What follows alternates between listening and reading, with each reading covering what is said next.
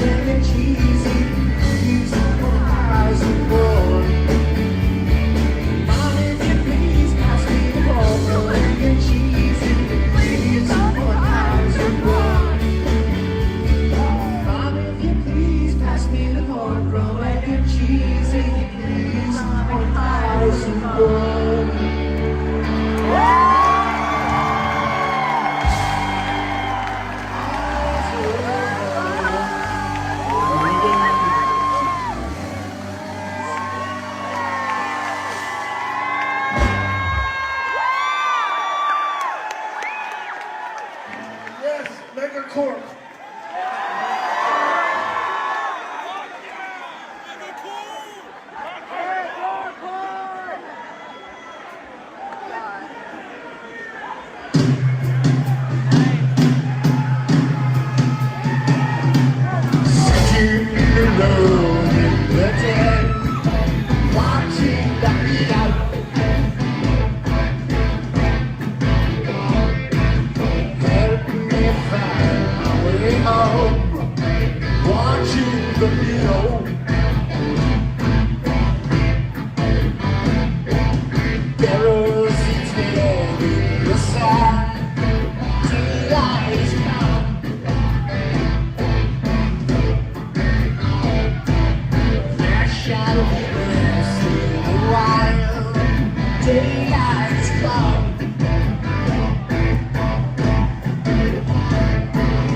I cannot reveal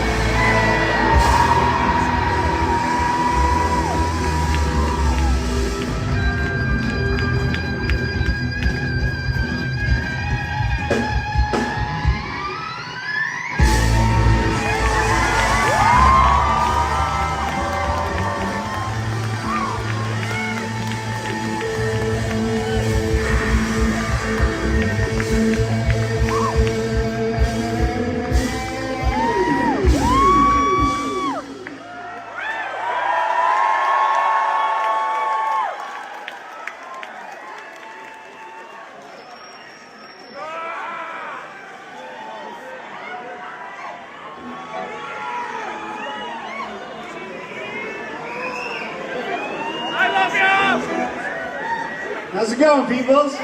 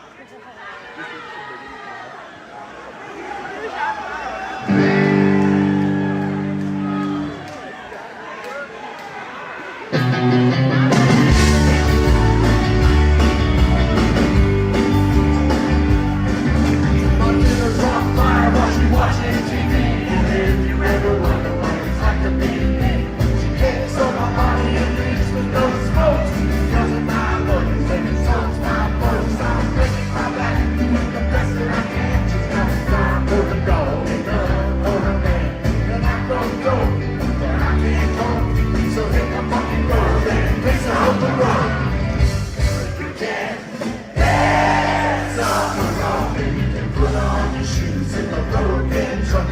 Pack your bags, I don't need the ag. On your knees, you big booty bitch, stop sucking. You ride my ass like a horse in a saddle. Now you're up Cheese Street with a turd for a paddle. And I can't go piss up the road.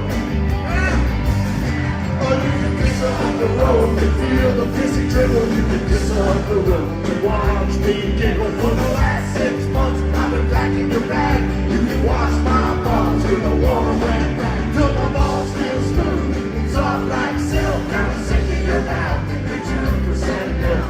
And I'm gonna go, but I've lost all hope. So hit the fucking road and piss up the road. You can piss up the road and you can put on your shoes in the road and truck. Pack your bags, I don't need the ag. On your knees, you big booty bitch, start sucking. You ride my ass like a horse in a saddle. Now you're up Cheese Street with a turd for a paddle. I can't go piss up the road. Yeah.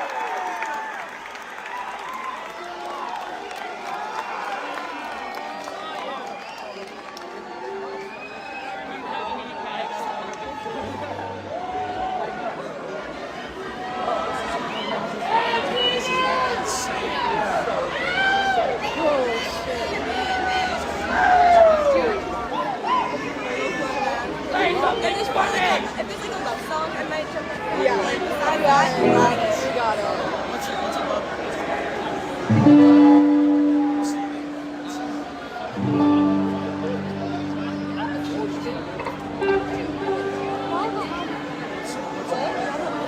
You're good. Oh, not at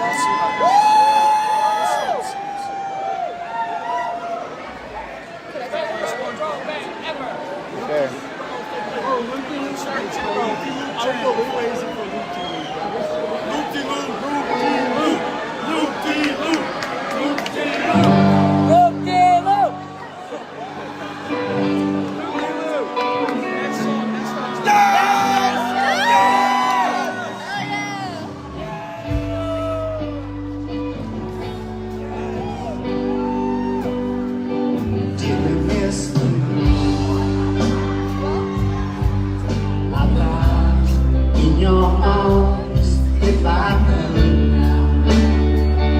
Such a common pain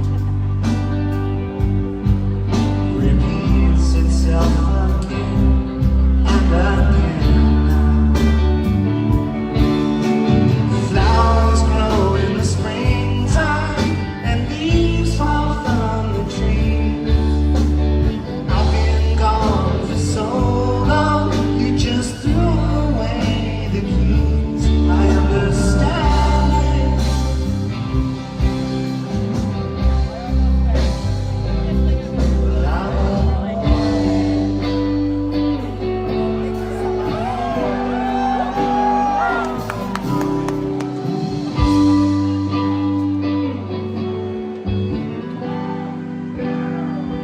No, it's so real.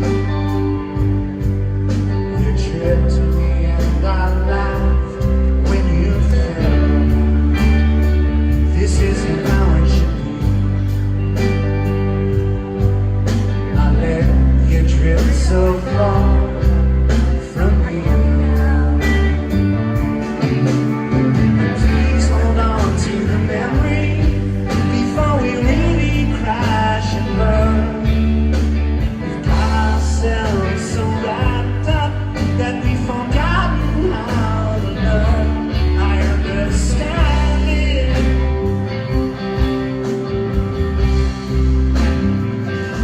but I don't want it.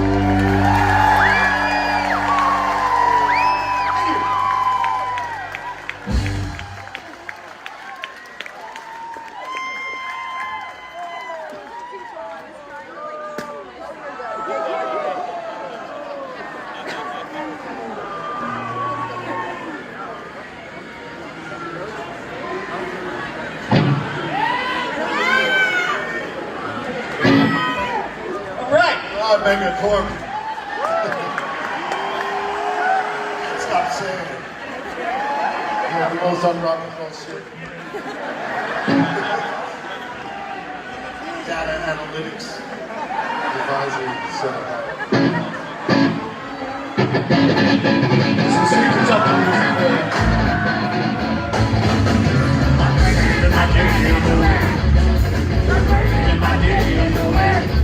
If it all goes right.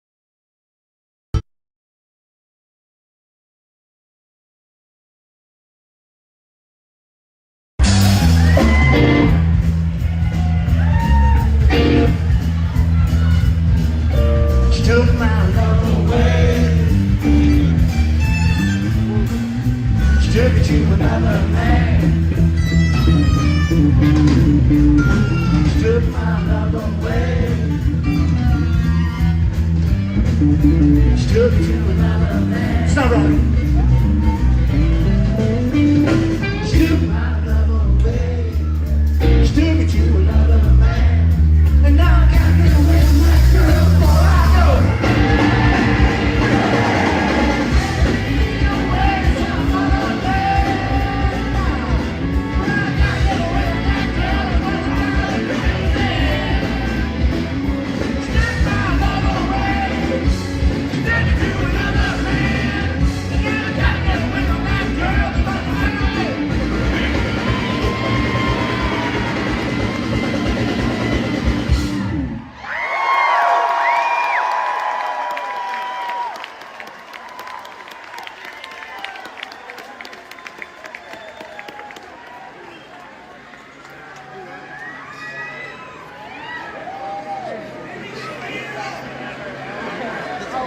Vinny the ear. It's all right.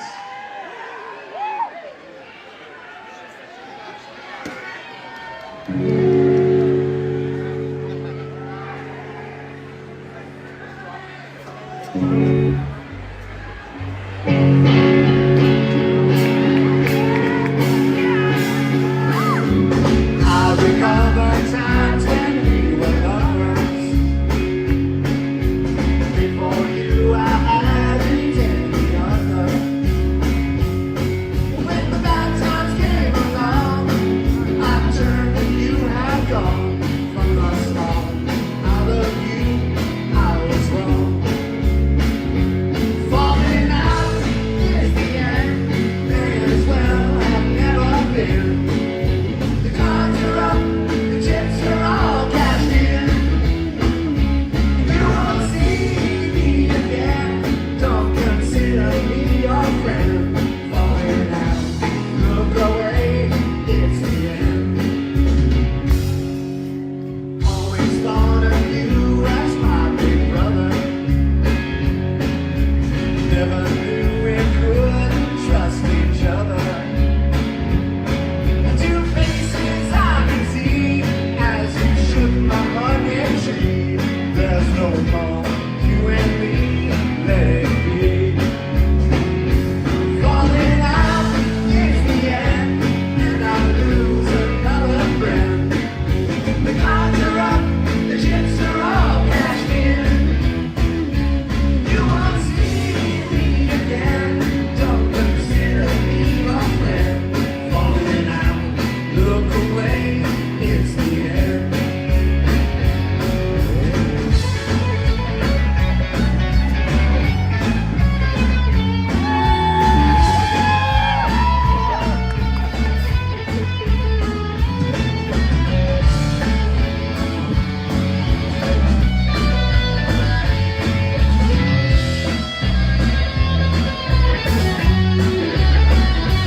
Falling out, it's the end. Might as well have never been. The cards are up, the chips are all cashed in. And you won't see me again. Don't consider me your friend. Falling out, look away, it's the end. Falling out, look away, it's the end. Falling out, look away, it's the end.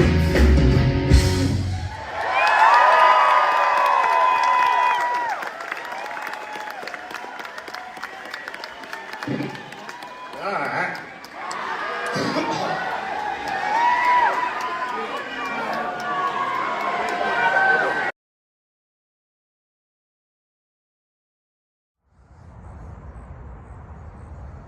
Just west of the bright yellow George Rogers Clark Bridge is Clarksville, Indiana. A place of immense history and intriguing dark stories.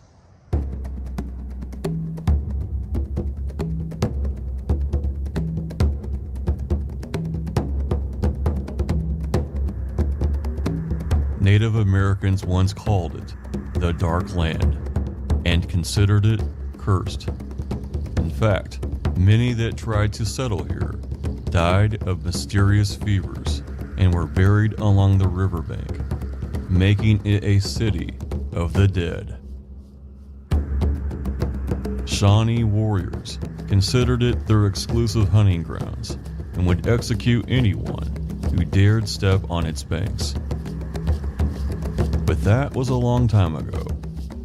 Today, it's a place of many things to see and experience if you know where to look. The town, county, and the bridge are all named after Revolutionary War hero, General George Rogers Clark. General Clark established both Clarksville and Fort Clark in 1783, making it the oldest town in the old Northwest Territory. Before that, it was actually part of the British province of Quebec. But without a doubt, the intriguing history starts the moment you set foot in Clarksville.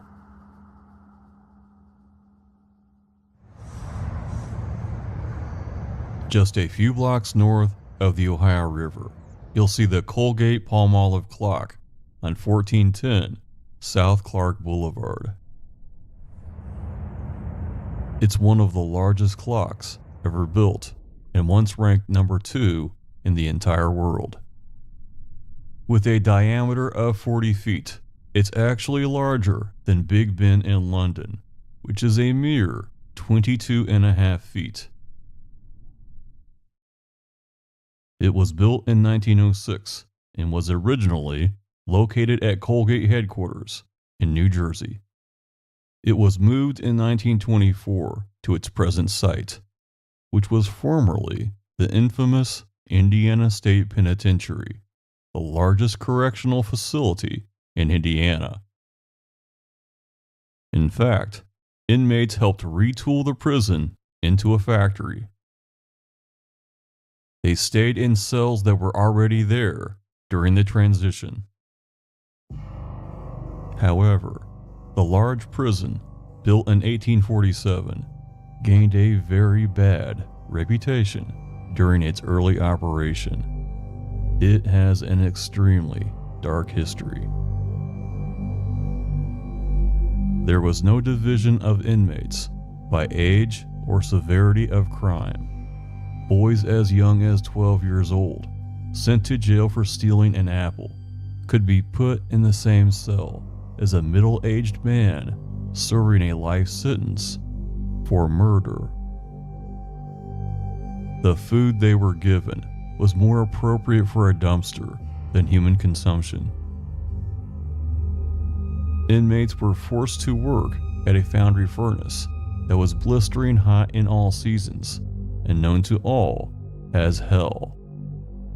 The entire prison was so inhumane that it was truly hell on earth. Inmates were routinely beaten and even tortured behind the prison walls. No one really knows how many people died here because of these diabolical conditions. The prison closed operations in 1923, but many say that some inmates never left.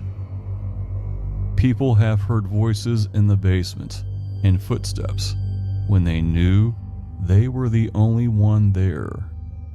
A remnant of the torture, cruelty, and untold number of people that died there.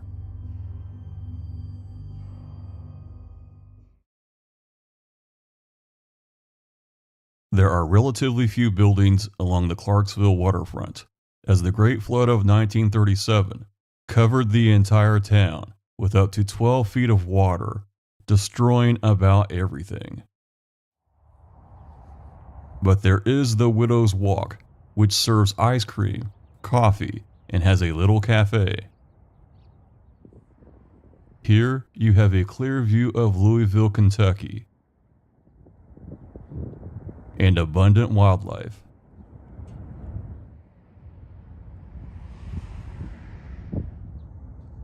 The Ohio River Greenway continues west to New Albany and east to Jeffersonville. The entire path is 7 miles long and great for walking, jogging, and biking. It's also a place of rich folklore. It was along this waterfront that early residents found ancient skeletons that were over 7 feet tall. These were clearly giants by any standard. It was said that they were so ancient that they quickly disintegrated into dust when exposed to air. Native Americans living in the Ohio River Valley had giant stories for hundreds of years that predated these findings. The waterfront is also where people in the 1800s came to have duels. As it was illegal in Kentucky, people came across the Ohio River to settle their differences. How many people died from duels along the waterfront is unknown.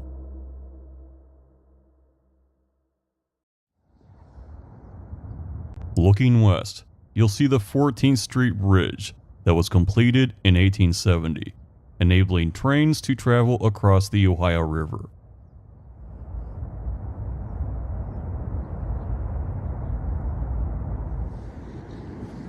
The 1800s architecture looks similar to a medieval castle and has portals.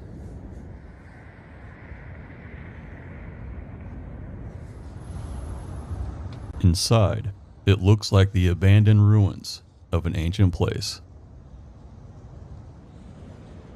Below the bridge are a network of locks and dam that control the falls of the Ohio and allow passage of boats. Before the Army Corps of Engineers developed this area, all travelers along the Ohio River had to stop at the falls in what became Louisville. If they wanted to continue west, they had to remove their boats from the water and have them transported below the falls. Thus, many pioneers simply decided to settle and stay here. The falls area is a swirling, chaotic display of water. It's also a death trap if you hear the warning siren and don't leave the fossil beds. The locks open and thousands of gallons of water are released. There's a lot to experience and see in this area, but there is also a lot of unseen history and legends that you can't, including the stranger-than-fiction story of Corn Island.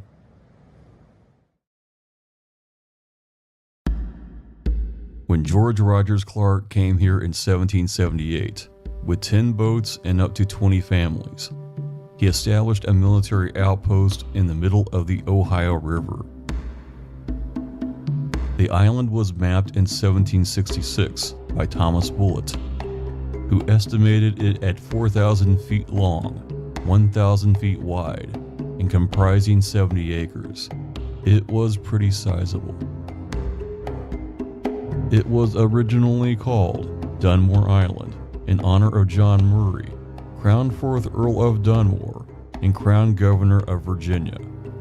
It was later renamed Corn Island when settlers planted corn here in 1778. In low water, you could wade to the island from the south, but it was otherwise very well protected by the Ohio River and the raging falls. General Clark's men built a fort and blockhouses. Over time, all the trees were cut down, and this allowed a great deal of erosion. Limestone was quarried from the island and was used for building bridges and foundations for houses in Louisville. This, of course, allowed even more erosion until the island was a mere shadow of its former self. Finally, the Army Corps of Engineers proposed a plan to remove the remaining limestone low enough so ships could pass over it. They blasted the entire island with dynamite until it was all 6 feet below the Ohio River. And now, nothing remains of Corn Island but a large slab of limestone bedrock 6 to 10 feet below the Ohio River. The island of large cornfields and homes has simply vanished from history. But here's a fact stranger than fiction. Even though Corn Island is entirely underwater, the James family in Louisville has owned it for generations and pays taxes on it every single year.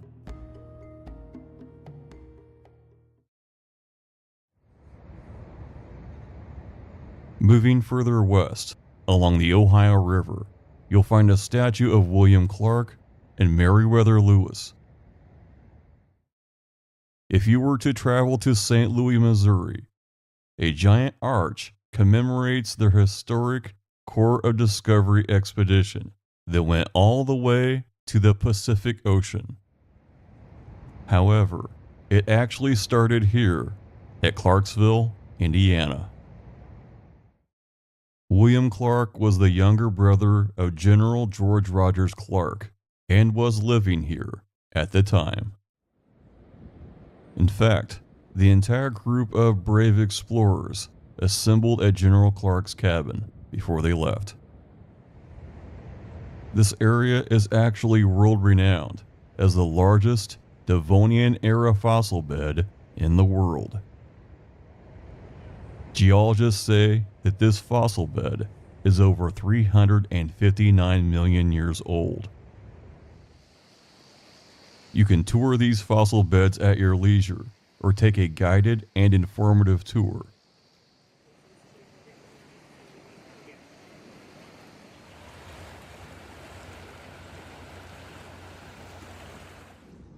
And you can also tour the Falls of the Ohio Museum, which provides a comprehensive history of the falls area. It is fully handicap accessible.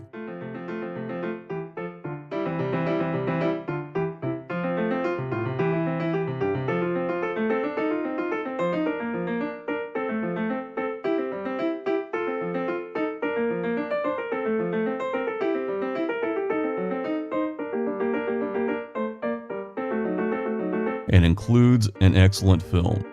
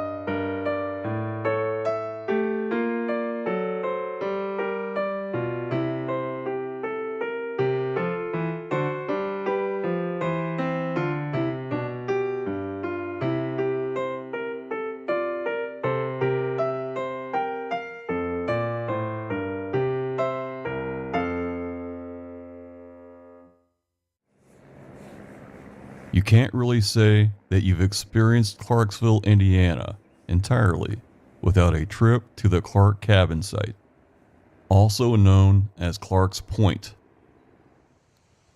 Here is where George Rogers Clark lived after his service in the Revolutionary War.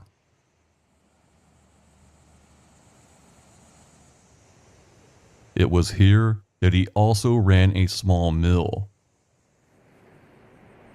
It is a little hard to find if you've never been here before. Set your GPS to 1021 Harrison Avenue. His cabin on this high ridge allowed him to look east and see Corn Island, where he trained his men, and remember the great mission and glory that he once had, defeating the British on the western frontier. It was because George Rogers Clark and those 10 boats of families that Louisville became a large city. But to the west of this cabin was another island with a past so dark that Native Americans wouldn't even go there. A place called Sand Island.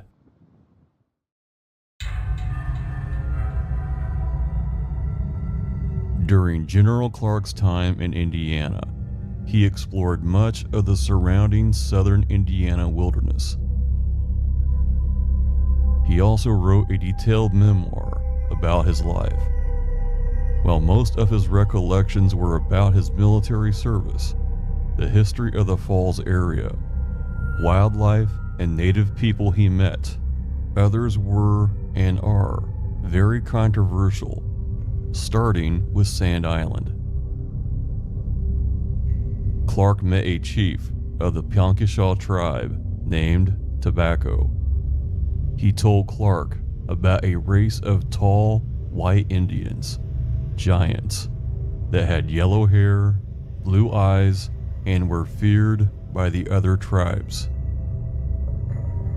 One day, several tribes banded together as a war party and attacked Sand Island. They killed every last man, woman, and child of the white Indians. Thereafter, Sand Island was considered cursed. Both General Clark and Major John Harrison explored Sand Island and found thousands of skeletons, laying as if killed in some ancient, chaotic battle. Both men recorded this in their memoirs. A skull from Sand Island was taken to Dr. Beckwith for analysis.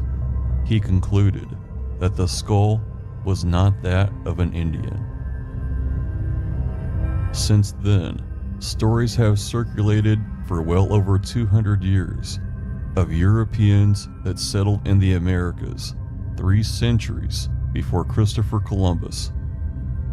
The theory is that these Europeans were the white Indians that were mentioned in Native American stories. However, with the mighty waves and floods of the Ohio River, Sand Island has been swept of its sinister evidence, forever concealing the very dark things that happened here.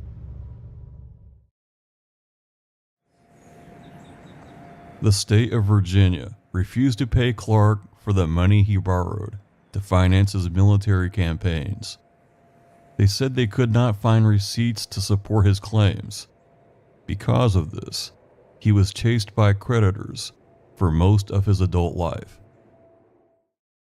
However, Virginia did give Clark 150,000 acres for his military service, known as Clark's Grant. But he was land poor and had no money to develop it. Little by little, he lost every piece of his land grant each time a creditor found him and made a claim. He was left with only a small piece of property for his cabin, a grist mill, and his memories. He ended up an old man that never married, virtually penniless and whom drank heavily. In 1809, he suffered a stroke and fell into the fireplace. His right leg was so badly burned that it had to be amputated. For the rest of his life, he lived in Louisville with his sister Lucy and her husband at Locust Grove. He not only lost his land, but his fierce independence. Virginia eventually gave General Clark a pension of $400 a year and a ceremonial sword. The pension was equivalent to under $9,000 in today's money, a very paltry sum for saving his country from the British.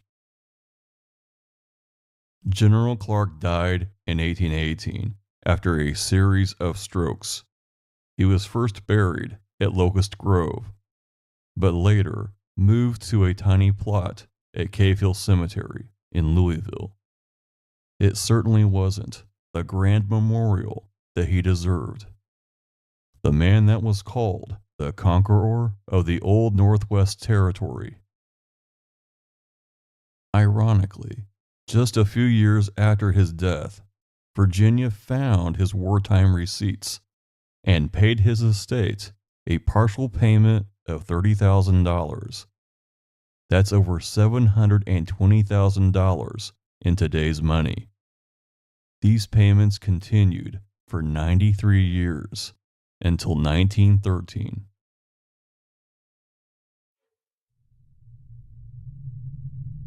In 2021, an arsonist set fire to the Clark cabin. And now, only the chimney remains. A final insult to the man that gave everything for America and spent the rest of his life paying for it. However, if you visit Vincennes, Indiana, justice has been served.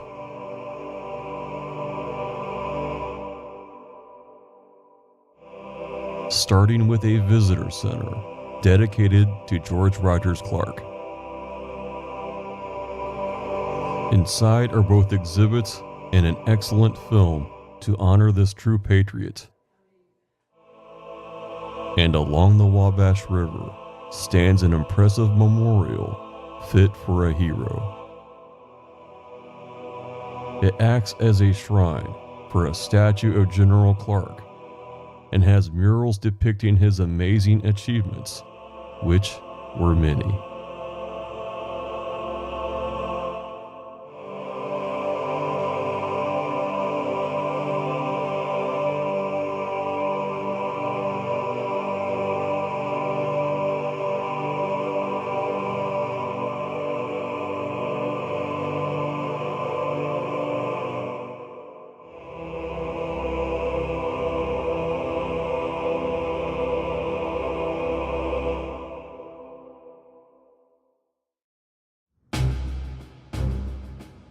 A historical marker at the Clark cabin states that this is where William Clark, Meriwether Lewis, and the Corps of Discovery started their massive survey of Western America. Just west of the Clark cabin parking lot is the Lewis and Clark Park. You'll find a keelboat where the kids can play. There are millstones that were used to mill corn and wheat. Information kiosks detail the Lewis and Clark expedition.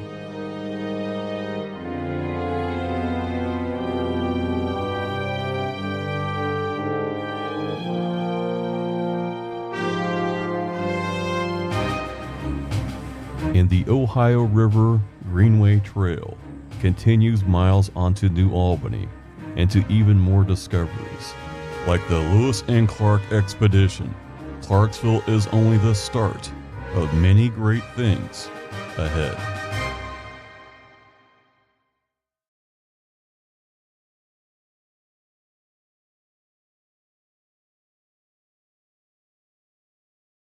this. This is nice.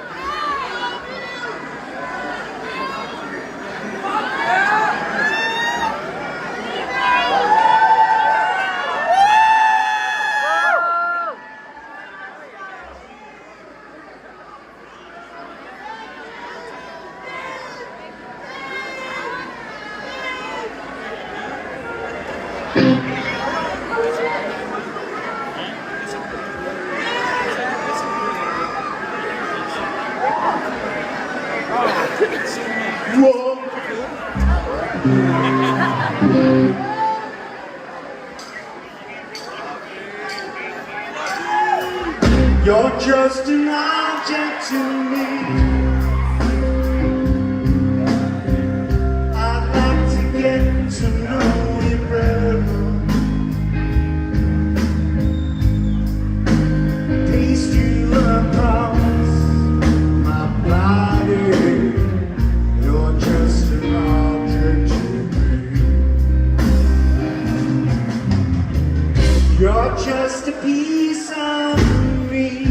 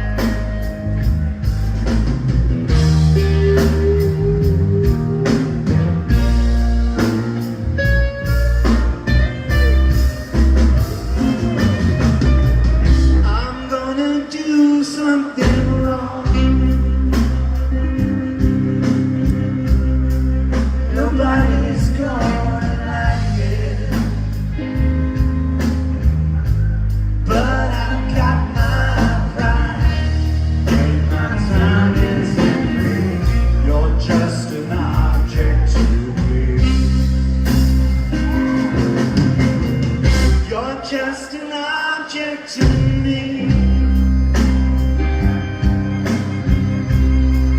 I feel a little better.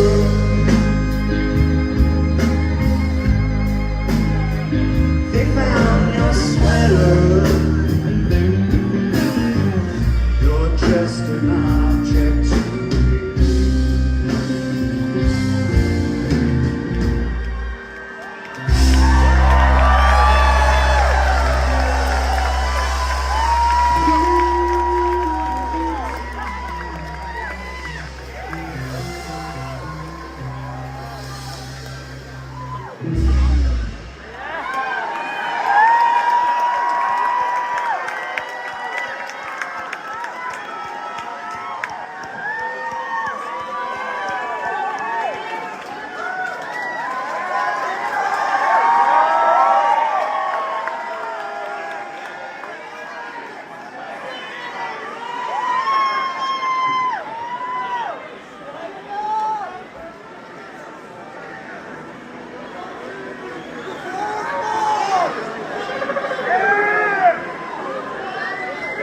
to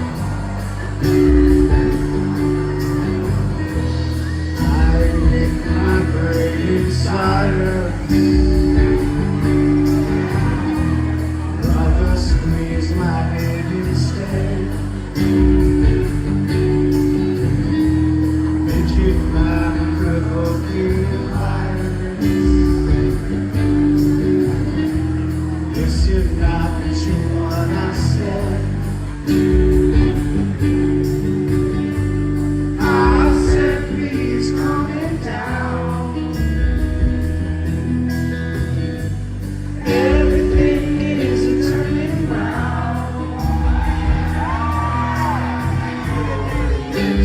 There's on the lips of the one like tears of tentacles expanding in my mind. I'm finding something only fresh and dry. You can get another drop of this and you wish.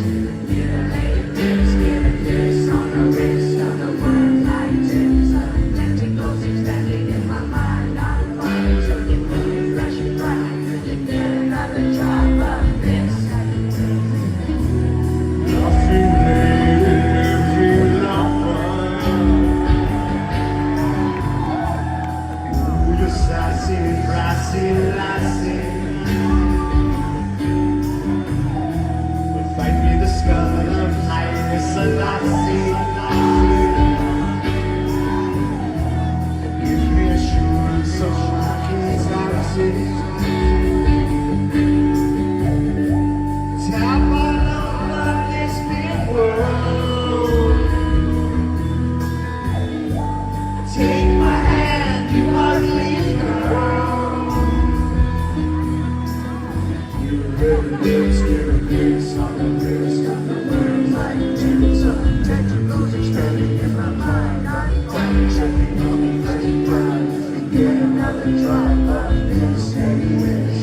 Get a lady dance, get a kiss on the wrist of the world like tents of tentacles expanding in my mind. I'm finding something on me fresh and dry.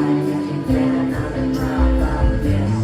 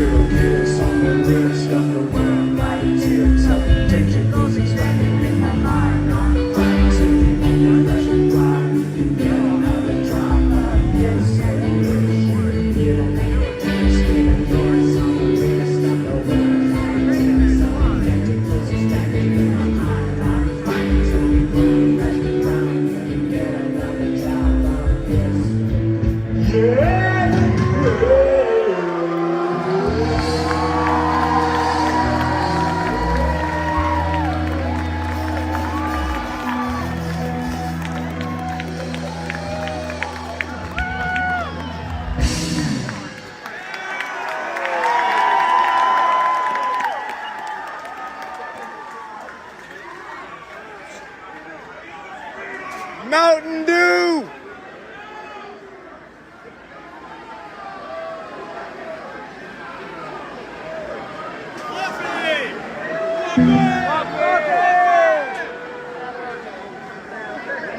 I can't put my finger on it.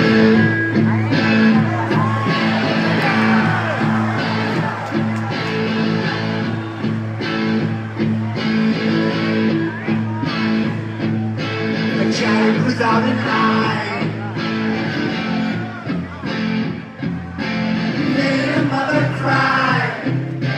Why ask why? She kept the child clean. On Buckingham Green.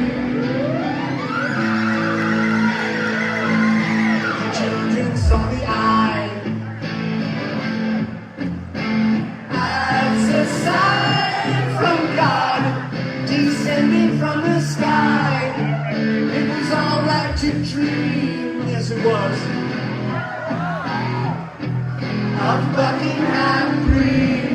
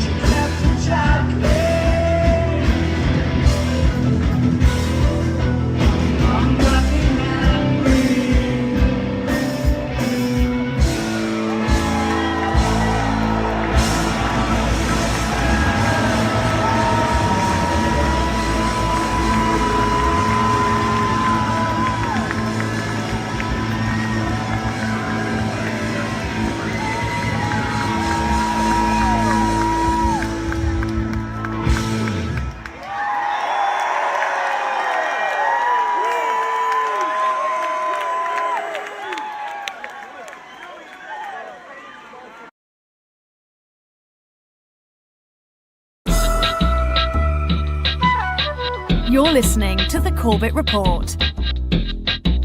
CorbettReport.com. Welcome back, friends. Welcome back to The Corbett Report. I'm your host, James Corbett of CorbettReport.com, coming to you, as always, from the sunny climes of Western Japan, here in March of 2023, with another edition of the Corbett Report podcast.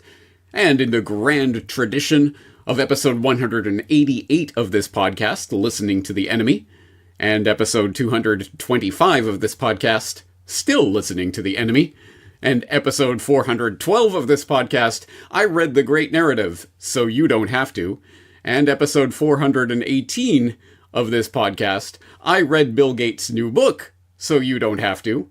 I present to you episode 439 of the Corbett Report podcast, I Read Richard Haas's new book, So You Don't Have to. And yes, as you can guess from that title, in today's episode I am going to dissect The Bill of Obligations, The 10 Habits of Good Citizens, the new book by the esteemed, outgoing president of the Council on Foreign Relations, Richard Haas. Some would say the Council on Foreign Relations has been made up of architects of the New World Order, especially since the founder of the council was Edward Mandell House, a man that was very proud of his plan to convert America into a one-world socialist state, or a socialist state under the One World Order. This is very well understood if you read the book Shadows of Power by James Perloff. Richard Haas, what is your thoughts on that? Do you think that the Council on Foreign Relations has been an organization made up of architects to form a New World Order and to get rid of the sovereignty of the United States of America? Short answer is no. A slightly longer answer is the Council on Foreign Relations.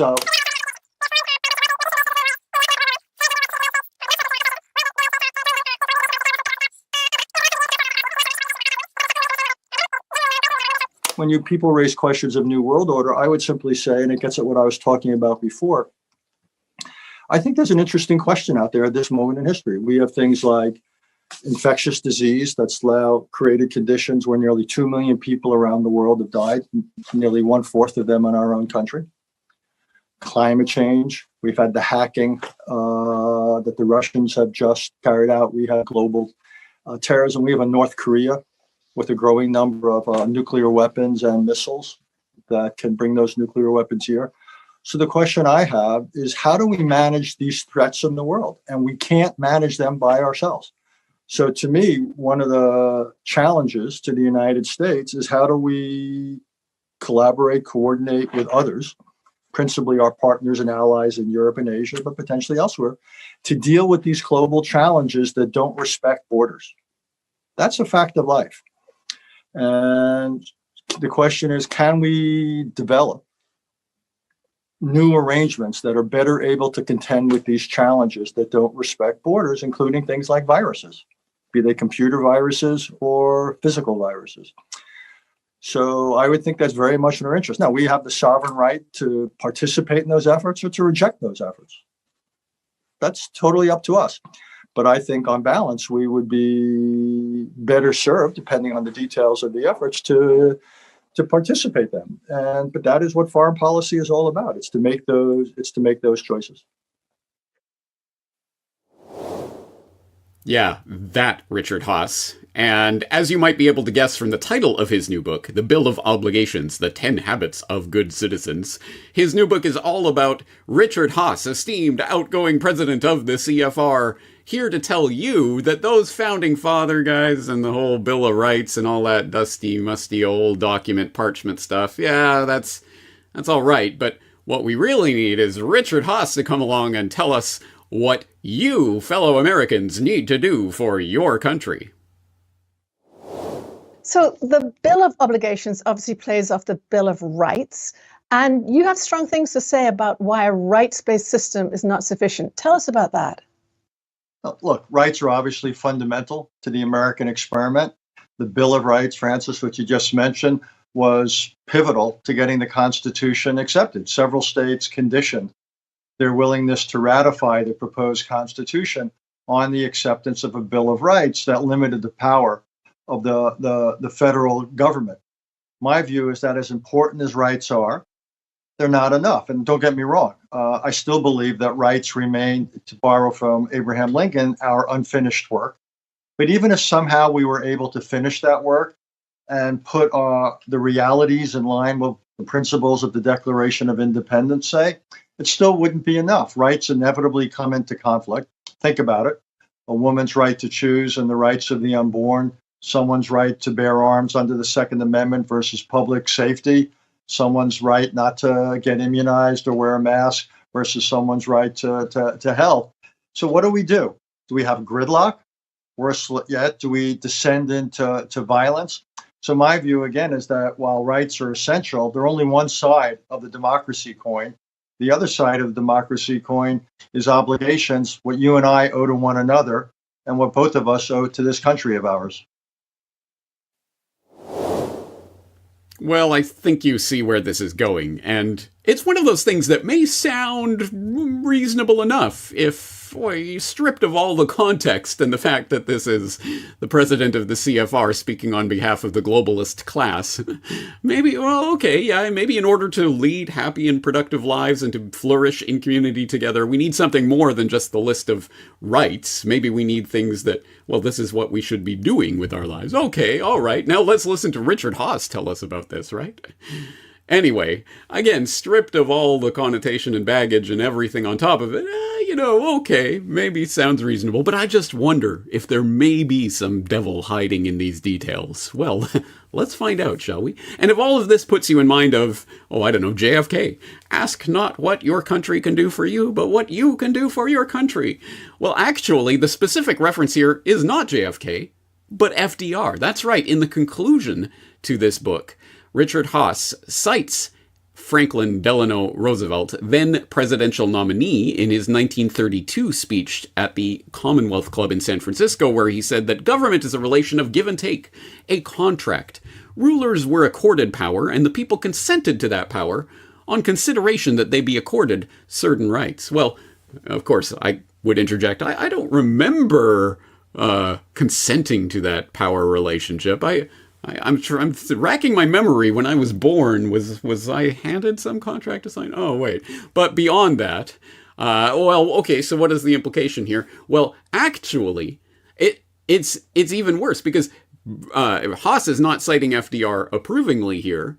He is saying, actually, this FDR, the same Franklin Delano Roosevelt, who, as Anthony Sutton documents in exhaustive detail, was funded by the very same Wall Street interests that funded the Bolshevik Revolution and the rise of Hitler in order to create an oligarchical system, one world system of oligarchical control, starting with the cradle-to-grave nanny state in the U.S. and the accompanying infantilization of the American citizenry, the confiscation of gold, the institution of the Social Security ID control grid, the engineered entry of the U.S. into World War II via the known-in-advance Pearl Harbor attack, and the greatest expansion of the federal government in U.S. history to that point, didn't go far enough. That's right. Don't worry, Richard Haass is here to tell you that actually he should have gone further with that. So anyway, I imagine you can figure out where this is going. And if you can figure out where this is going, then you are free to move on with your day. I give you leave. Goodbye. You've gotten the gist of it. But if you are here for some of the details, well, as I say, I read the book, so you don't have to. And as always, I am saying I am not dissuading anyone from reading anything for themselves. In fact, I always tell you to go and read the source material if you are interested in it. Do not take my interpretation or anyone's interpretation at face value. I'm just going to summarize the book, and you can decide for yourself whether this is something you want to invest your time in. I would advise not to invest your money in it. I don't think Richard Haass and his CFR handlers really need any more of your money. So if you can find a library or some other way of acquiring this book without paying for it, I would suggest that. But anyway, if you are along for the ride, then plug your nose, because we're diving right in. So let's start by delving into the introduction, where he opens the book talking about the surprising way that he has found himself answering the questions that he always is getting from the throngs of people who are just sitting at his lap, asking, oh, great and wise one, what should we do about the What is the greatest threat to American democracy? Is it China? Is it Russia? Is it foreign election? What is the real threat here? And he says the most urgent and significant threat to American security and stability stems not from abroad, but from within. From political divisions that for only the second time in U.S. history have raised questions about the future of American democracy and even the United States itself. Okay, so don't leave us hanging there, Dick. I can call you Dick, right? What is that threat? Well, of course, the storming of the U.S. Capitol on January 6, 2021, along with other attempts to overturn a free and fair election, made clear America's internal divisions had reached a qualitatively different and dangerous level, blah, blah, blah, blah. Yes, of course, the ever-looming threat of the danger to democracy posed by January 6, 2021. Worse than 9/11, I tell ya. Haas doesn't say that specifically, but I'm sure we've all seen that framing in the media over the past couple of years on what was obviously a staged event that was meant to be a big catalyzing false flag event, but actually turned out into a firecracker of nothingness that they've been building up for the past few years as this incredible turning point in American democracy. Well, this is really, I think, the emphasis and the impetus for Haas's book. And he is at pains in this introduction to state that this isn't a partisan thing. It's not about the phony left-right divide, guys. For most of my adult life, I was a registered Republican. Although in the summer of 2020, I reluctantly concluded I was no longer comfortable in that party and changed to no party affiliation. But even when I was a Republican, I would at times vote for Democrats. Party was never as important to me as individual candidates and issues, because I float on a cloud, blah, blah, blah. Okay, yeah, but that is the point. He is telling you the real point here is not, this isn't about Democrats or Republicans. It isn't about that. No, the fundamental threat, the thing that really keeps the president of the CFR and his ilk up at night, is the threat to the system itself. You can choose Coke or you can choose Pepsi. Go bananas. Go all out. Yeah, Coke, Pepsi, whatever. Have your wars, your Coke-Pepsi wars. Make your life around Coke or Pepsi. Wear the Coke and Pepsi paraphernalia and march around with Coke and Pepsi placards. Do whatever you want in that Coke and Pepsi game. But just don't ever question the game itself. That is the real threat to the CFRers of the world. So it brings to mind for me the Principal Skinner meme. maybe I'm to blame for the state that we find ourselves in. Maybe it's the super class in the CFR and people that I associate with that have brought us to this point of such partisan rancor and division in the country. No, it's the concept of citizenship itself that's wrong. It's not me. So he goes on to say, in short, what led to this book is not my political preferences. I'm motivated by what keeps me up at night. Our democracy is imperiled, and its demise would be an incalculable loss to this country's citizens and to the world. My belief is that it can be saved only if Americans across the political spectrum come to accept that citizenship itself involves more than asserting or the government's protecting what they understand to be their rights.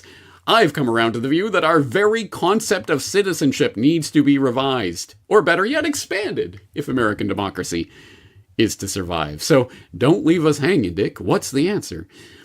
Beyond rights, obligations are the other cornerstone of a successful democracy. Obligations between individual citizens, as well as between citizens and their own government. Without a culture of obligation coexisting alongside a commitment to rights, American democracy could well come undone. We need nothing less than a bill of obligations to guide how we teach, understand, and conduct our politics. Well, the first thing I would note is the Bill of Obligations is that isn't a good way to sell this idea, right?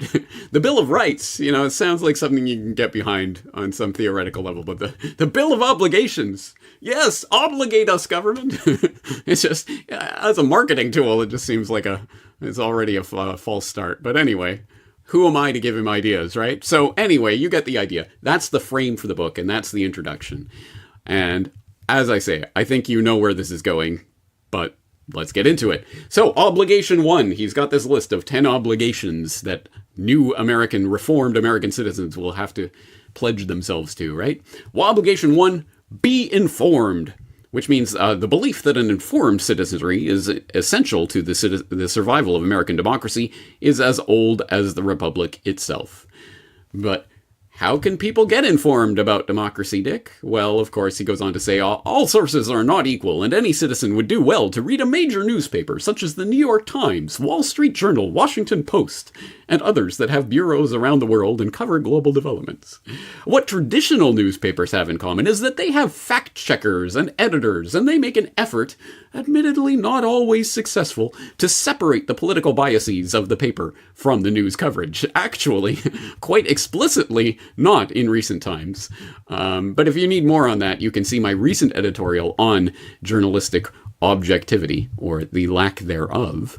But anyway, I digress. Of course. And of course, so what he's saying is trust the establishment dinosaur media, because they've guided you wrong once or twice. But generally speaking, they've got fact checkers and editors, and they separate their political biases from the news, don't you know? So what is the real threat to democracy? The threat of rule by the people, right? It's people coming together to talk to each other. That's the real threat here. Communication, free and open communication among the hoi polloi. No, this is what keeps Richard Haass up at night. So that's the real danger, as he goes on to articulate. Social media can be especially problematic, as people choose communities or follow only those who are like-minded. Misstatements and opinions are often presented as facts when they are anything but. It is not research to visit such sites and accept what they say as gospel. Given all of this, how do we know when a fact is a fact? It is essential to differentiate among facts, misstatements, opinions, predictions, and recommendations. And so he goes on to detail and define all of those, starting with facts. Facts are assertions that can be demonstrated to be so, measured and proven and proved. Really? Okay, so tell us, Dick, what are these facts that can be measured and demonstrated and proved? Well, for example, take climate change. That the temperature of the atmosphere has increased 1.1 degrees centigrade, approximately 2 degrees Fahrenheit, since the onset of the industrial age is a fact. Really? Is it? It looks like someone hasn't watched What is the Average Global Temperature yet. And then, of course, you know it's coming. The COVID-19 pandemic likewise provides multiple illustrations of what's being discussed here. It is a fact that as of summer 2022, at least 1 million Americans and 15 to 20 million people worldwide have died of complications stemming from COVID-19. Died of, whatever. To deny this is to misstate what has occurred. To say that the virus emerged accidentally from a laboratory in Wuhan, China is an assessment. To say it emerged from so-called wet markets in China is a competing assessment. To project that millions more will die from the virus or one of its variants is a prediction. It is a fact that vaccination and the wearing of masks can protect people from infection and save lives. To argue that the federal, state, or city governments ought to mandate either of these actions is a policy recommendation. Exactly. And then, of course, comes the obligatory citing of the quotation from Daniel Moynihan, "Everyone is entitled to his own opinions, but not his own facts," quotes Richard Haass, as if that quote doesn't apply to himself first and foremost anyway. And yes, of course, experts, like those esteemed members of the Council on Foreign Relations, do sometimes get the facts wrong, but no biggie, they didn't mean to get it wrong. Quote, "Experts can be wrong at times, as most were in stating that Iraq had weapons of mass destruction in the run-up to the 2003 war. This proved to be a misstatement. There is a distinction, though, between misstatements based on a faulty assessment of available evidence, which this proved to be, and those made with intent, i.e. lies, in which known facts are ignored, or material is presented as fact when it is not. What experts owe the public in such cases is not just their rigorous analysis, but also statements of how confident they are in their assessments and how they came to them." Oops! Did our lies about Iraqi WMDs lead to the destabilization of the most volatile region in the world and an ongoing, never-ending military invasion and occupation that cost Americans trillions of dollars and, oh, by the way, millions of Iraqi lives, not that anyone's counting them? But relax, it was just a misstatement. based on a faulty assessment. Oh, well, better luck next time. Right? Which leads us to Obligation 2, get involved. A democracy depends on the participation of its citizens.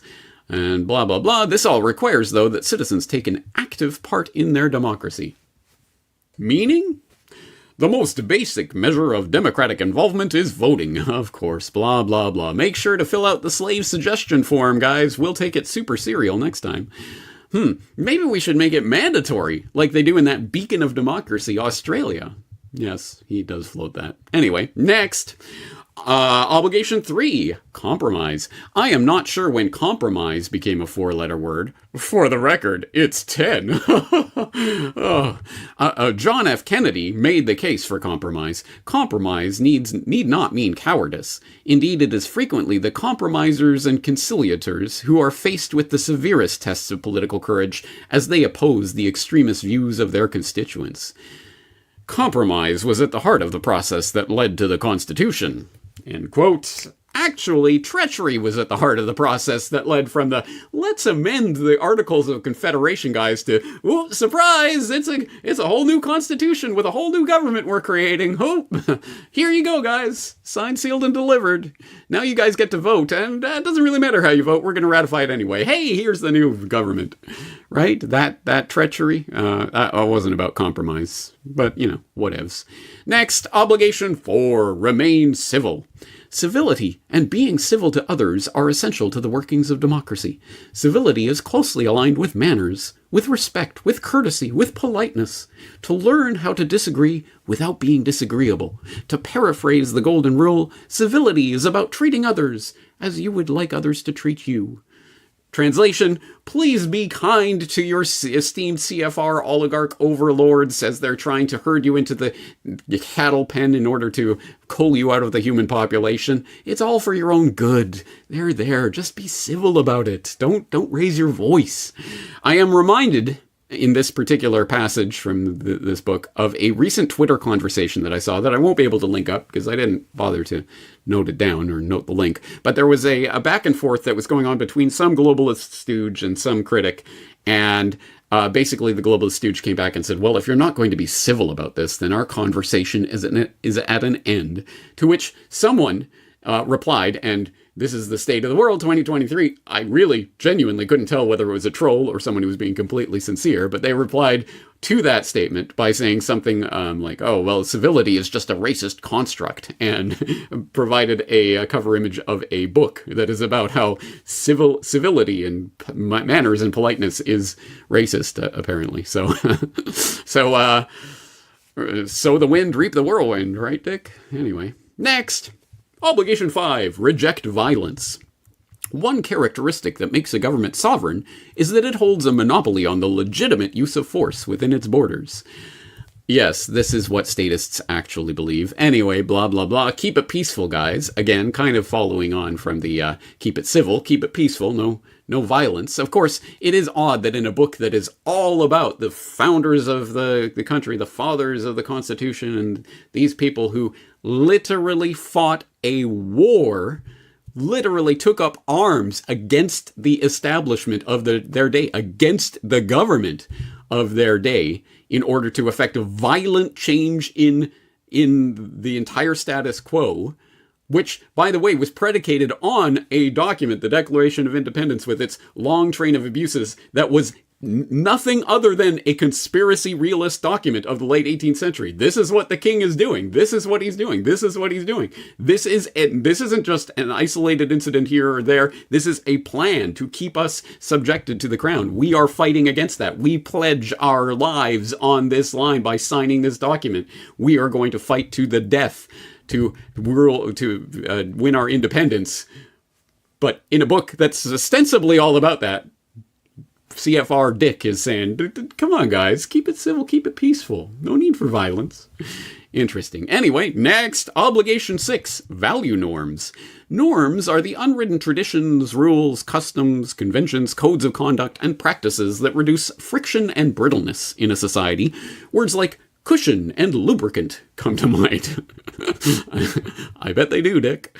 Laws provide the scaffolding of a society, but norms are what fill it in and make it livable. The furniture within the building, so to speak. The argument here is that the observance of the law, and to be more precise, the letter of the law, is necessary but insufficient for this or any democracy to endure, much less thrive. Observance of norms is required as well. All right, you know what? Kidding aside, sounds reasonable, right? Again, stripped of all the context, it does sound reasonable. Yes, of course, you can have any sort of rules and structure and system, but without the norms, the unwritten part of this code, without people who are at least willing to try to work together and work through issues, etc., how can you have an actual flourishing society? Okay, fair enough. I think, again, stripped of all the context, that's more or less correct. So how could he possibly screw this one up? Oh, wait. Perhaps the most basic norm of American democracy is the tradition of accepting election results. Blah, blah, blah, fraud, be it stuffing ballot boxes, not counting votes, or allowing ineligible voters to vote, is extremely rare in the United States and does not exist on a scale that affects outcomes. Asterisk citation needed. The result is that the tradition has grown up of accepting election results, except in the small percentage of instances in which the vote is so close that a recount is required by law or warranted. There is nothing in the Constitution about concession speeches or congratulatory phone calls from the defeated candidate to the victor. There's no requirement that an outgoing president ride up Pennsylvania Avenue with his successor and attend his or her swearing in. But with few exceptions, this is just what has taken place. This is the norm. No such thing as vote fraud. Can't affect anything, guys. These aren't the droids you're looking for. Don't look over here. And don't ever even question the fundamentals of the voting machines and other things that have been proven in court of law to be rigged from the start. No. Come on, guys. Conspiracy. Whew, boy. And it gets even better. Because later on in this treatise about values and norms, he goes on to say legitimate journalists, as opposed to political activists masquerading as journalists, ought to be treated with respect. To describe journalists as the enemy of the people, as President Trump did on multiple occasions, violates the norm that accepts a free press as essential in a democracy, even if at times what media outlets print is problematic politically or inaccurate. Oh, well, when you put it that way, Dick, then I immediately retract episode 430 of this podcast. The media are the terrorists, and everything it states and or implies. Next, obligation 7, promote the common good, i.e., we all live in a context. In a society, which is like the classic horrible high school essay opening, right? We all live in a society. Webster's defines society as, we have a stake in the overall well-being of that society, which in turn translates into our having a stake in the well-being of our fellow citizens. As poet and priest John Donne wrote, no man is an island entire of itself. Every man is a piece of the continent, a part of the main. Wow. I half expect Richard Haas to start breaking out in song here. Oh, boy. Anyway, you know where this is going, don't you? Oh, yeah. This is the whole meat and potatoes of the book. This is what it is about. So you know exactly how he's going to structure this argument. First, it's about, take smoking. In principle, we should all have the right to smoke if we want to, despite the overwhelming evidence that smoking can kill the smoker. But blah, blah, blah. But yes, secondhand smoking can affect other people. And seatbelts. I mean, everyone should have the right to do what they want. But if you don't wear a seatbelt and blah, blah, blah, you can. And before you know it, bada bing, bada boom, we arrive right at the doorstep of... These and related arguments have come to the fore recently with the COVID-19 pandemic and resulting mask and vaccine mandates. Many Americans reject these mandates as an unacceptable infringement on their freedom to choose, in some cases giving up their jobs or access to schools or sporting events as a consequence. This is not the first time government requirements for vaccination have been met with resistance. At the beginning of the previous century, the disease in question was smallpox. the Cambridge, Massachusetts Board of Health issued an ordinance requiring that everyone get vaccinated or face a fine. Henning Jacobson, a local minister, refused, saying he and his son had suffered bad reactions to previous vaccinations and wanted no part of this one. What is more, he refused to pay the $5 fine. The case went all the way to the Supreme Court, which ruled that the liberty secured by the Constitution of the United States does not import an absolute right in each person to be at all times and in all circumstances wholly freed from restraint. Nor is it an element in such liberty that one person, or a minority of persons residing in any community and enjoying the benefits of its local government, should have power to dominate the majority when supported in their action by the authority of the state.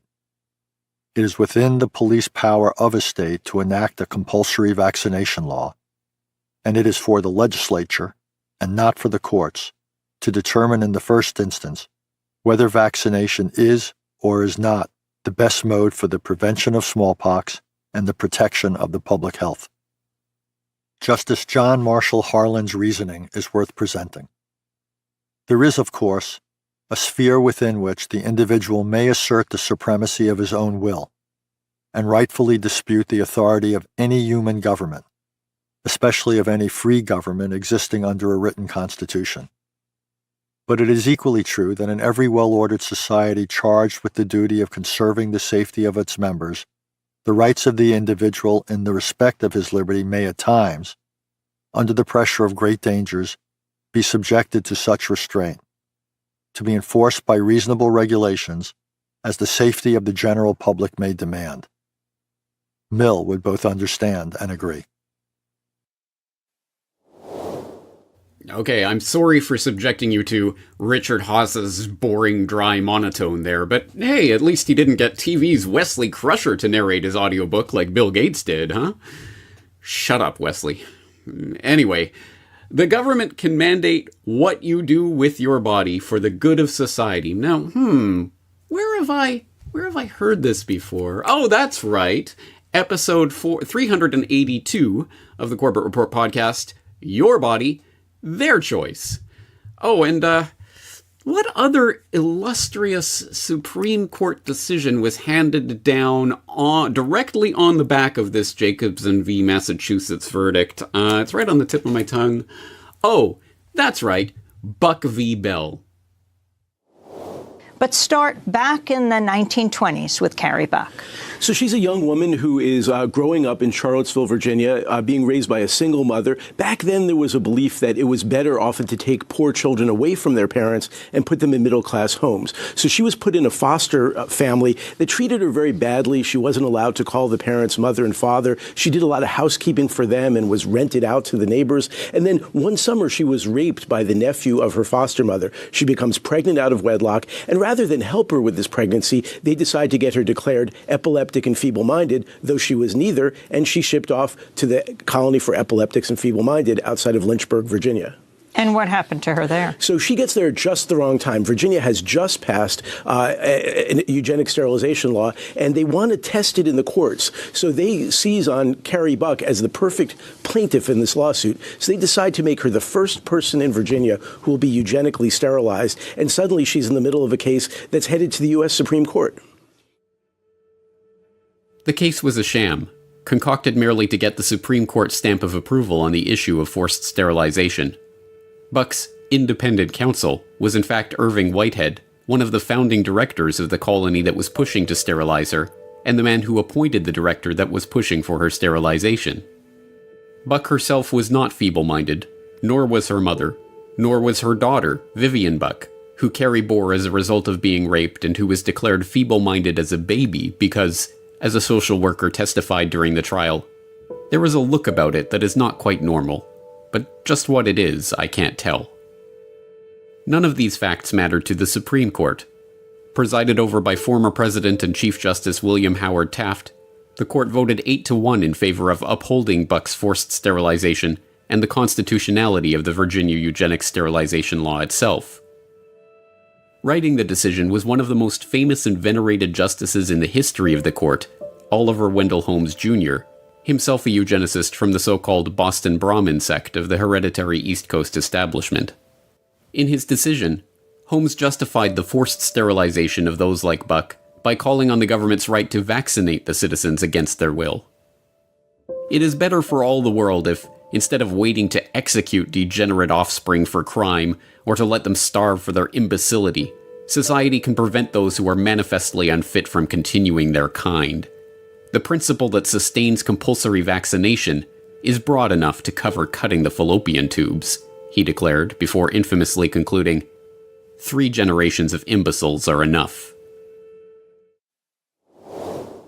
That globalist oligarchs who deign to hand down a list of obligations that you need to follow in order to be deemed a good boy or good girl are only barely able to hide their allegiance to eugenics and their obsession with culling you from the gene pool is a fact. Right, Dick? Anyway, blah blah blah, you know where this argument goes. It is baffling that opposition to the COVID-19 vaccine should be as strong as it is, given the vaccine's demonstrated effectiveness, its pristine safety record, and the obvious risks associated with contracting COVID-19.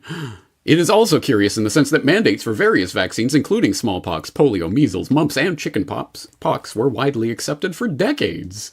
Were being the key word there. So why now? In many ways, the answers can be found in other chapters of this book, in the spread of misinformation via social media and, at times, legacy media alike. In the reality that more of us live and work and socialize only with like-minded persons, growing hostility toward and lack of familiarity with government. Because if we just were familiar with government, we'd lay down and accept whatever they wanted to do to our bodies, right, Dick? An increasingly widespread rejection of facts and the experts presenting them, and a declining respect for norms that have long guided individual behavior, a reduced propensity to compromise, and a near-exclusive emphasis on rights when people consider their relationship with society and country. And then, of course, he goes on to blame rugged individualism, or is that toxic masculinity, for the mess that we're in. And I guess we're left to assume that what we really need is wimpy collectivism. Yay. Won't you save us, nanny state? Please. Next, obligation 8. Respect government service.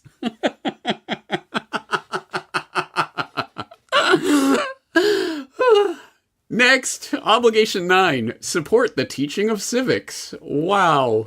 What a bold, brave new proposal. That'll set things straight, I am sure. Next, obligation 10. Put country first. Which, interestingly, he explicitly intends as a sort of analog to the 10th Amendment of the Bill of Rights. The 10th Amendment of the Constitution, the final amendment of the Bill of Rights, is something of a catch-all. The powers not delegated to the United States by the Constitution, nor prohibited by it to the states, are reserved to the states respectively, or to the people. Yay, amen, right? So he's a supporter of Michael Bolden and the 10th Amendment Center and the work they're doing, right? Oh, maybe not. It follows on the 9 previous amendments, which are for the most part specific in the rights they're protecting. The 10th implies that there are additional rights the federal government cannot take away from the states and the people, even though they may not be specified.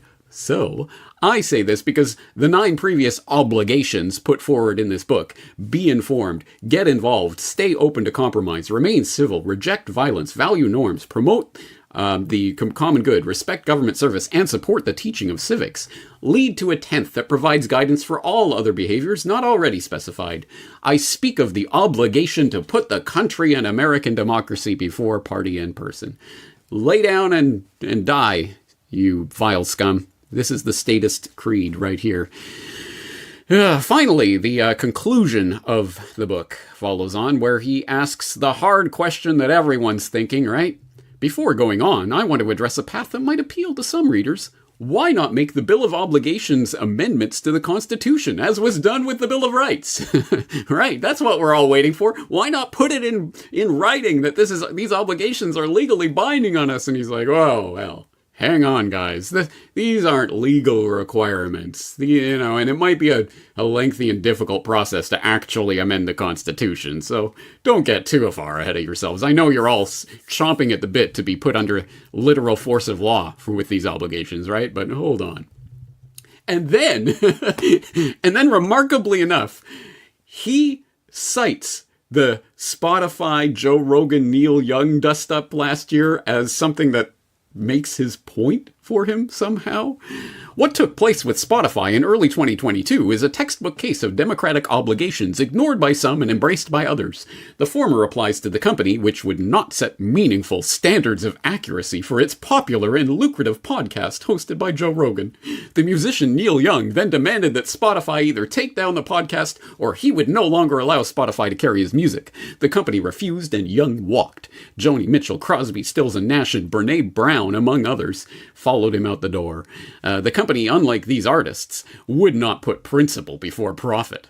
What will matter is how many more artists follow suit and how many listeners refuse to patronize Spotify or other social media and cable networks that refuse to take responsibility for what they broadcast, even when it weakens democracy. Weakens democracy. How do people talking about, even if they're wrong about their opinions, how does that weaken democracy, dick? Those who have formal powers, such as those in law enforcement and the military, likewise have a special responsibility to exercise those powers within the law and fairly. The population's willingness to live under and up to the rule of law depends on the rule of law.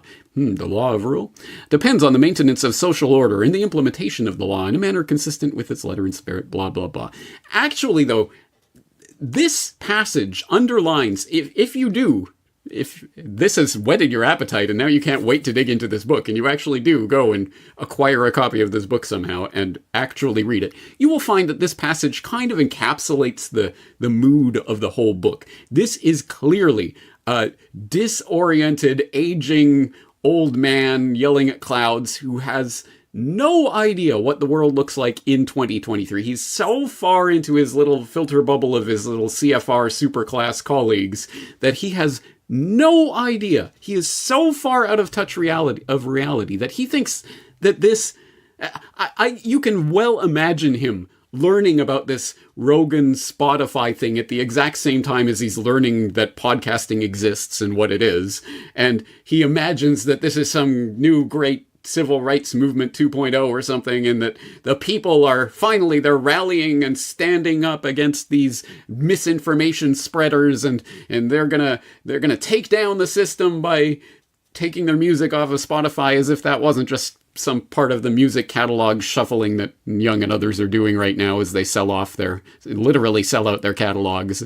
And people are taking a bold stance against the right to hear people speaking freely about matters of importance, and towards the bold new Bill of Obligations that will only allow us to listen to approved propaganda from approved information sources. How did that whole Spotify thing turn out anyway?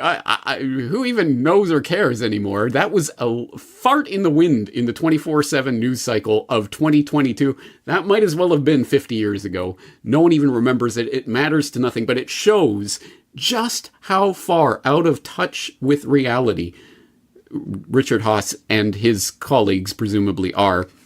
And in a way that is comforting, because again, it's not just this passage, although I think that is reflective of the book as a whole, but when you read the book as a whole, you will see that this is a man who is living in a different era. And just as it was a comforting thing back in the mid-2000s when I started the Corbett Report, it was comforting to hear the dinosaur media talking heads consistently poo-pooing that internet thing. Where'd you hear that? On the internet? Not realizing that the comet had struck and they were on their way towards extinction. It is comforting to see this would-be ruler of the world. We can manipulate the global geo-chessboard and do anything we want. We're masters of the universe. And they don't even understand the world that they're living in. In their heads, it's still the 1950s.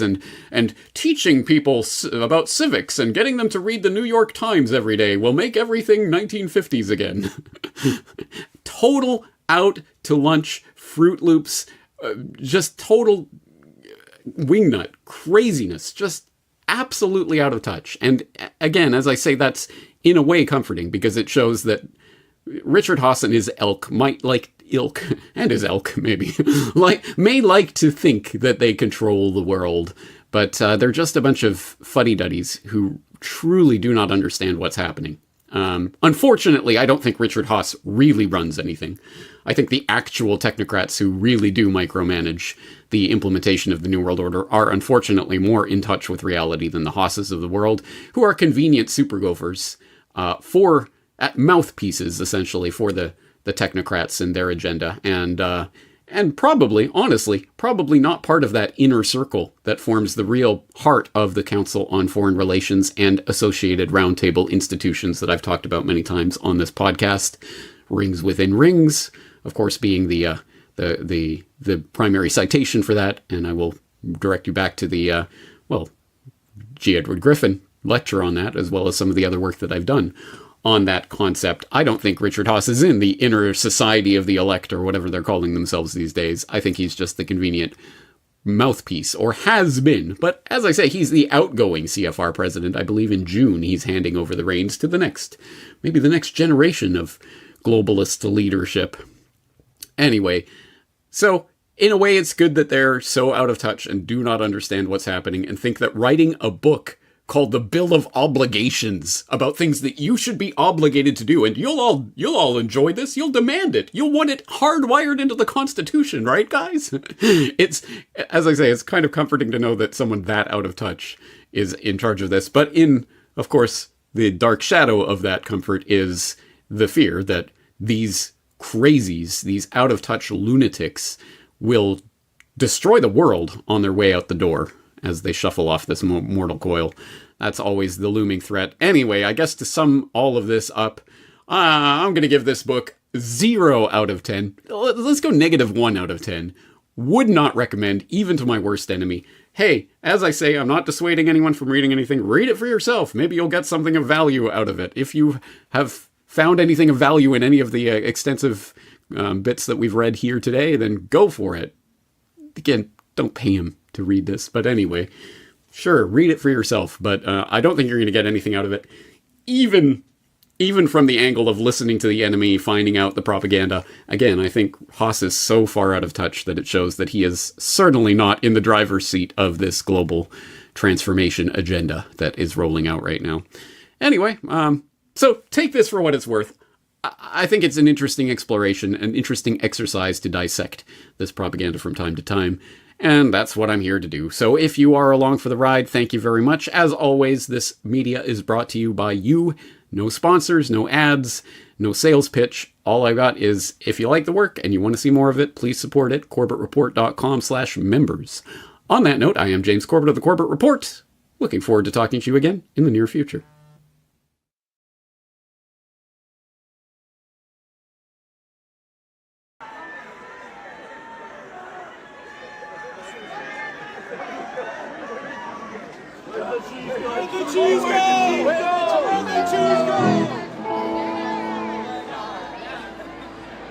Thank you, guys.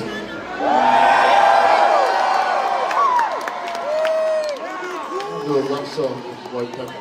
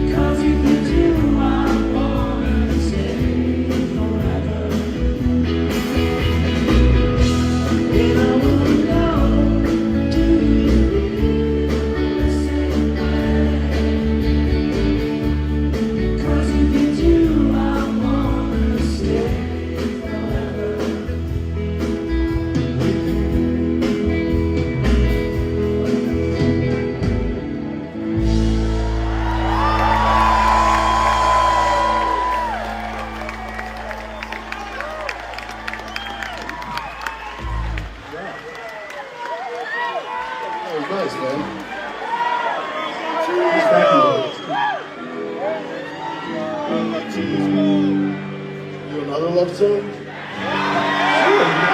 I'm enjoying this, sure.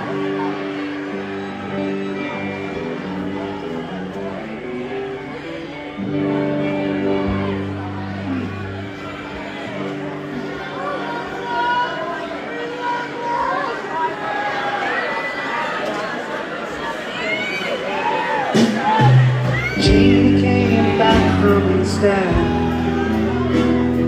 smiling with the writing of the coffin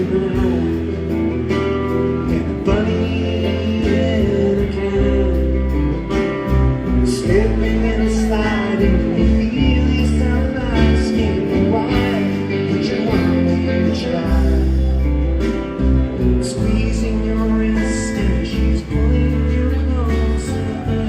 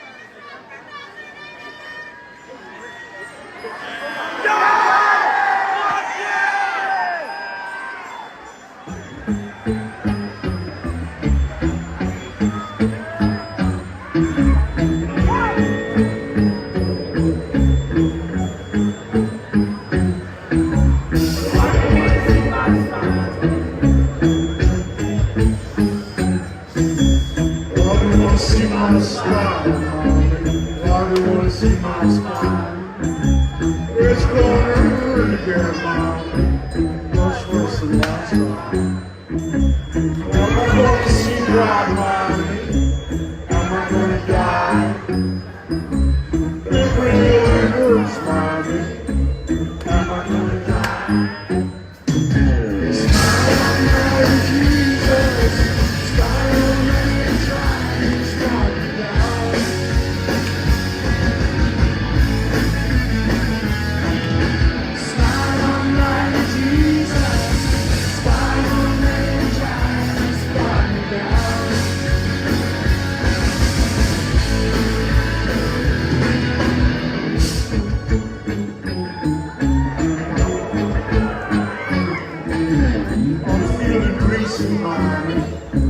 Please don't let me die.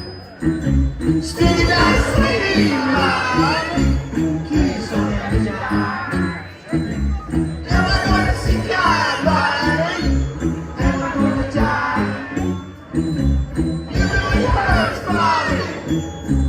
Am I gonna die? Smile all night, Jesus. Smile all night, child. Smile me down.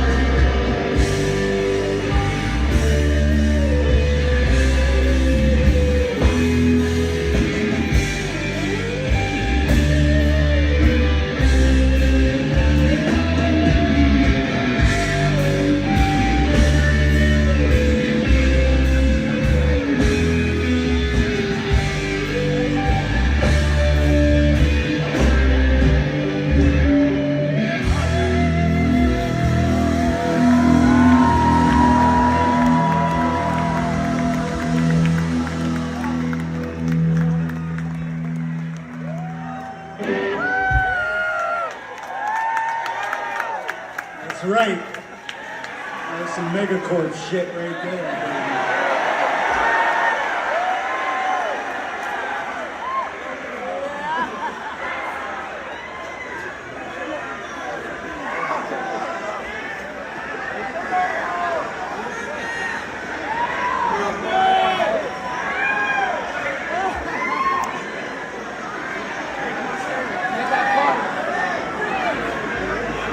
What's next there, James?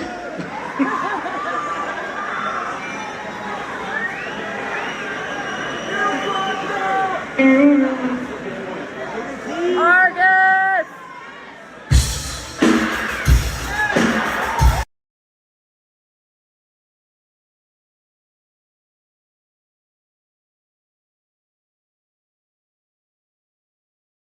Not consider the glance, they run that same type of maneuver themselves. Yeah. 3D Max are well aware of that type of smoke play. So 7 could quickly become 8, but Maka with the AWP, Famus, MP9, and 2 M4s for their troubles. 3D Max, resistance is necessary, or is it futile?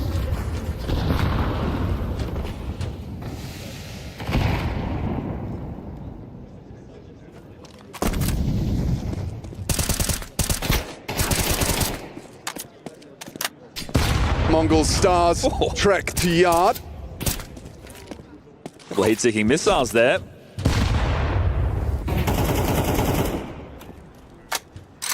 Taking the pace out and hitting the brakes, allowing the mistakes to be made, and also trying to find out what they're working with.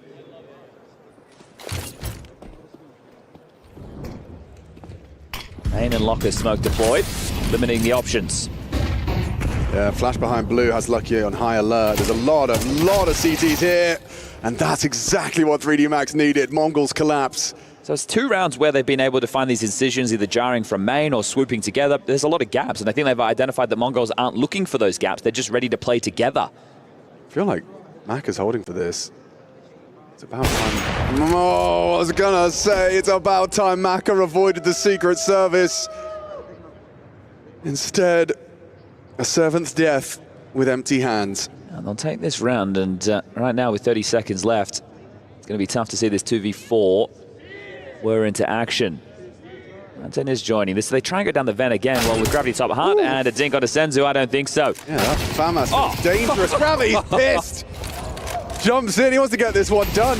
That Molly says, no way, 9-10. Back off, second round secure.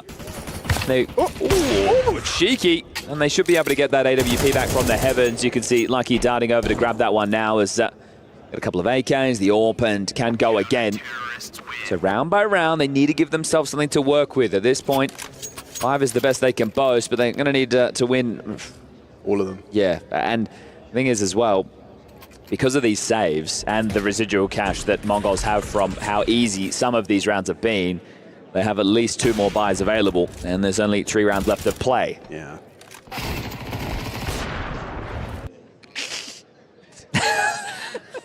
Still having fun. Still keeping the vibes high. Got to respect him for that. Yeah, I have to. Maka. Guard control. Not going to be deterred. A lot of info. A lot of info. And now they're starting to push. This is what we remember from yesterday. Yeah, this time Techno's handled it very well. A little too well. Not a third. Oh, no. 3D Max throw themselves into Techno's jaws. And he slams them shut. That is a nasty one. They try and give him their signature flavor. They try and give him the heat into lobby. Techno prepared and a smile on his face as theirs is wiped off. You're just going to have to buy out the remainder of this half, aren't you, 3D Max? 2 more rounds, just shove and shove. Lucky naded Gravity. That nade was right underneath him. Softened him up nicely. Certainly not the main issue, the issue being Techno. Certainly doesn't help. It's hard to be worse than Na'Vi yesterday. What was it? Bit-nading himself. Wonderful knifing Alexi. Alexi flubbing the movement in that 1v1. Oh, don't remind me. Yeah, and I think there's some Na'Vi fans on site. Yeah, I saw that there was Na'Vi chance as I arrived this morning. A little bit late, unfortunately. Oops. And that's a KVM4 for you. Yeah, Back up. Gonna have to putt this one in, aren't they?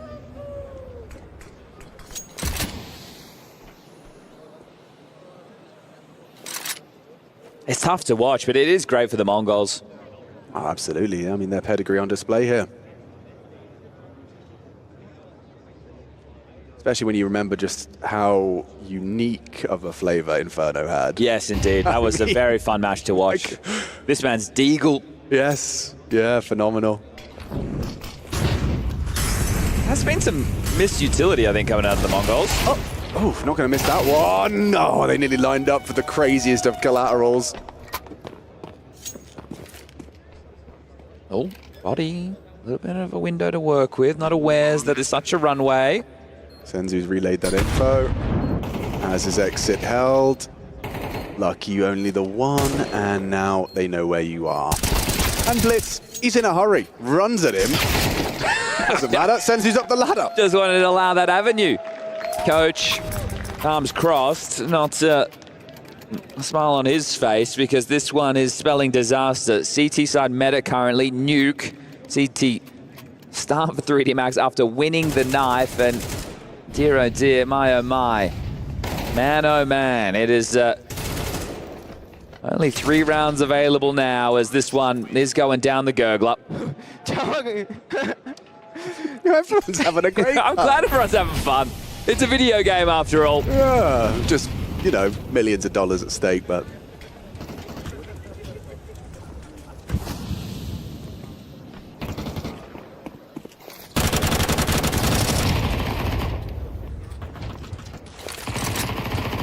Body won't go cleared. Oh. 9-10. Connecting with his AWP once more. Blitz and Mazinho are low. Maybe those French guns in French hands could give them that third.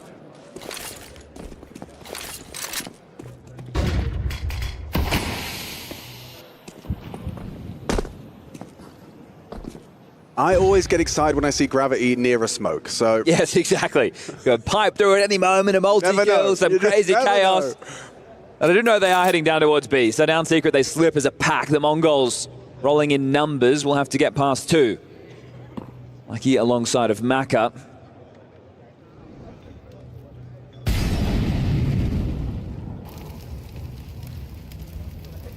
Not the optimal spread.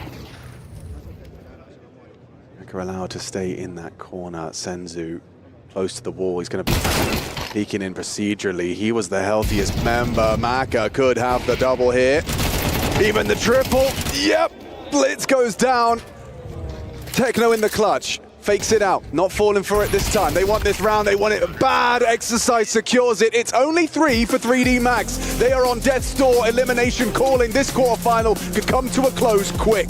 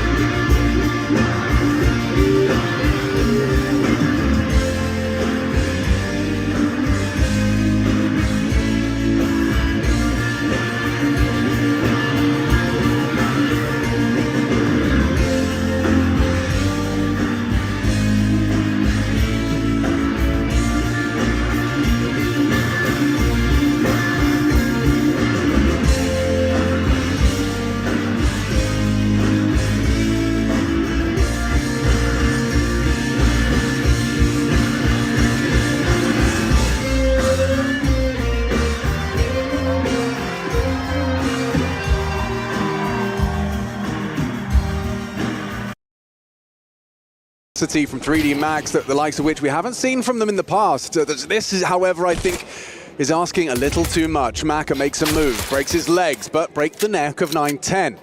Have him down low. They hit that Glock shot at range. It's nice from Blitz, gets his, gets out. 910 under scrutiny on Lockers. That's big from Maka, puts him down, opens up. Blitz is still a problem.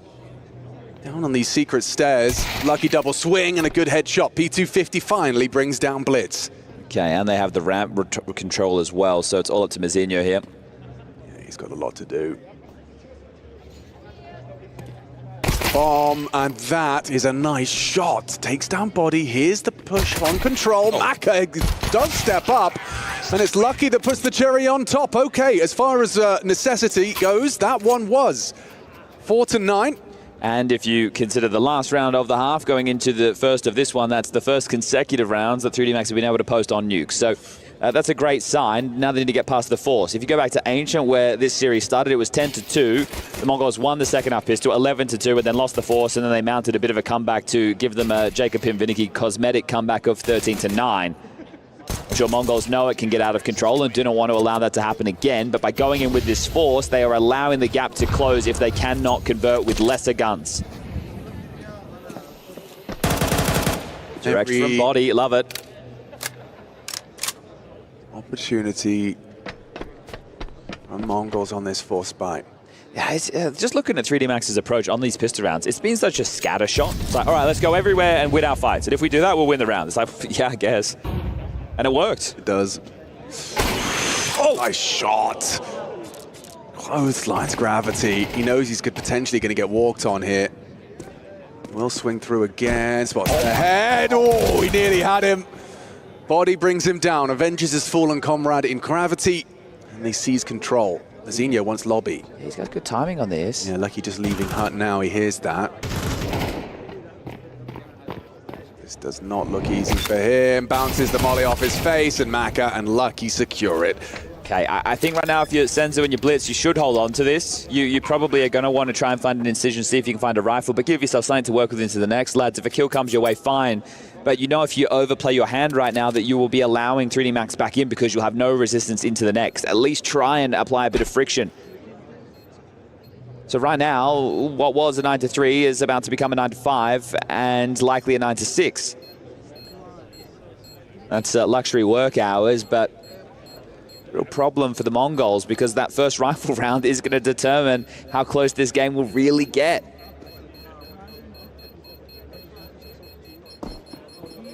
After such a strong half, you really don't expect it to be a nail-biter, but 3D Max showing they've still got some gas in the tank. Yeah. I mean, you talk about cosmetic comeback. Every comeback looks cosmetic until it's something epic. This was nice. I even love the diligence on the jump there, right, to get that spot. But at that point, Body had already scaled way too close. Techno goes down. And then Mazinho, the only one left in a position to make a play, has that choice in the moment when the molly donks off his head. Dazed and confused.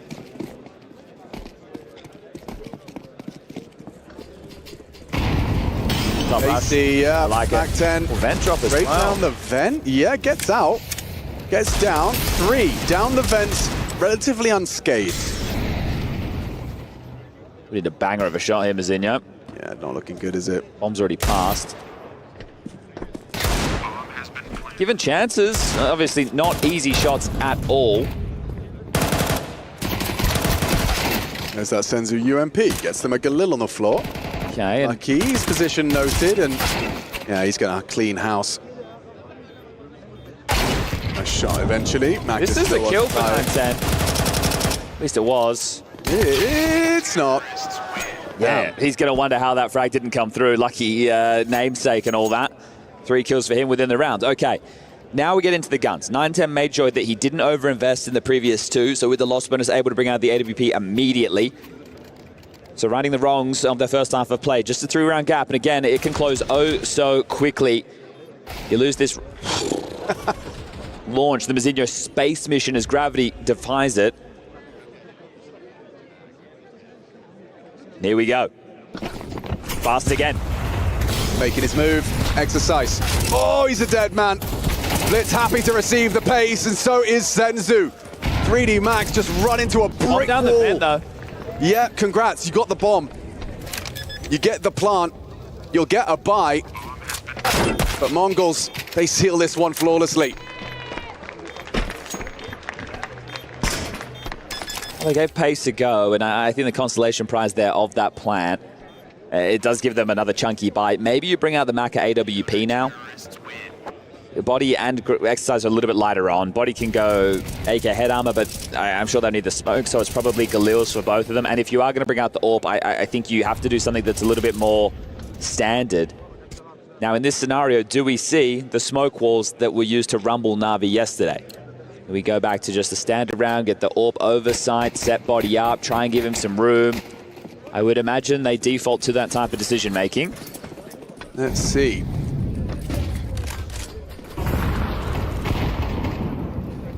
Maka starting silo.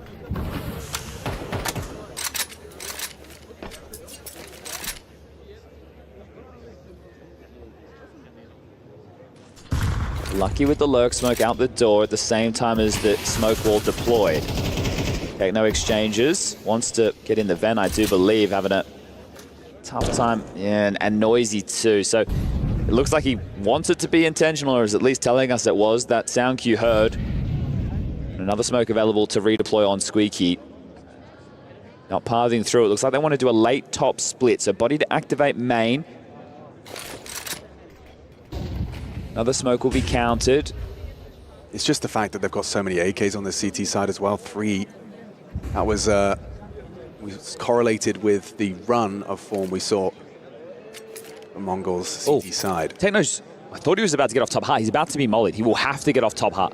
Maka will force him away from this. So backside and top hut available. It's actually exercise to lob that one out, excuse me.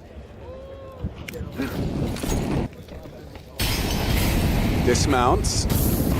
Blitz actually going closer. Gravity ready for it. Pre-fire from Techno doesn't work out. Good luck! Lucky hits a blinder. Showstopper. Sanzu down, and yeah, the show has come to a close. 910 and Mazinho surely not having a look at this one. In fact, 910 is, and Lucky can't believe his, well, luck. Okay, well, that was a very well pieced together round there, wasn't it? You can see the U2, how premeditated it was. It literally made both top defenders move. The backside player and the top hut player. So perfect work there from 3D Max. And they did use a smoke wall lay outside, which makes Mongols ask questions. Okay, are they trying to get body this space? No, it's all a ruse. He's parked behind main, and now they just want to take this one away from Mazinho. There'll be money for their buy as well going into the next with the 2,400 loss bonus. But back and forth we go. And if the money gets broken late for the Mongols, that will be a calamity. I do just find it so hard to think you would... Going into the halftime break, if I'm in the server, I don't want this to be the thought, but if I've won 9-3 T-half nuke, I think we've won. Yeah. Right, I obviously am not just going, oh yeah, hand off the keyboard, right? But with that scoreline, I would take that every day of the week against almost any team in the world. Yes. Actually, no, any team in the world. Not almost any team in the world. It certainly is more threatening than Mongols would have anticipated coming into this T-half. Great shot there from Lucky. Right, seeing it from the death POV, sometimes you just get to feel the wrath of these individuals, just how potent they can be. Second timeout from Mara has elapsed, so he had his 30 seconds trying to get the head of the Mongol CT side screwed on tight. Well, this is the thing. This is an elite level team now, Alex. So you would say a loss like this even hurts more than, say, Na'Vis, who are trying to rebuild. Yes. And for 3D Max, they're looking for breakthrough wins. And the fact that this is their debut, or at least yesterday, this is a tournament with Gravity in the leadership role, this is probably why as well they're not as stressed as they would be. Let's say they were further down the line of these progressions. Same roster, different man calling the shots. And competitive scenes. It's hard to argue with that statement. Is there more? He saw the AWP silo. Of this French resistance. The harder side. Widely regarded as an insurmountable scoreline on T-side nuke, and yet here they stand in pursuit of an 8th. 910 will remove exercise. Blitz is about to get double palmed. Oh, he nearly pulls the crosshair onto Gravity's head. 3v4. Well, Lucky's getting chipped away at. Yeah, he is, and Gravity even more so. 910 Zorf has found 2 kills this half. Relays the information on Maka. Lucky. He's going to have 2 backs turned, Alex. He's lost in the source right now, but if he gets a move on it, oh, he's not going to. They're not going to get there in time. They're going to be up secret. Yeah, he was so lost in that smoke. Yeah, didn't know where to go. So this will be the bomb marooned before Lucky can even do anything about it if they keep moving. Oh, blind spot. Mac is just staring out into space, disassociating. Okay, that's a nasty one. Horrible way for that one to end. It just boils down into like a whimper. Simmers on out. Nasty round to lose. Hear the crowd there. Some people saying one more round. And then someone corrected and said 2. Well, one more round will get you overtime. Yeah. Maybe that's what they're wanting. A couple of deaths there at the end that do just look a little bit silly, don't they? Well, Mac-10 Galil around these AKs. Hard to find solutions now.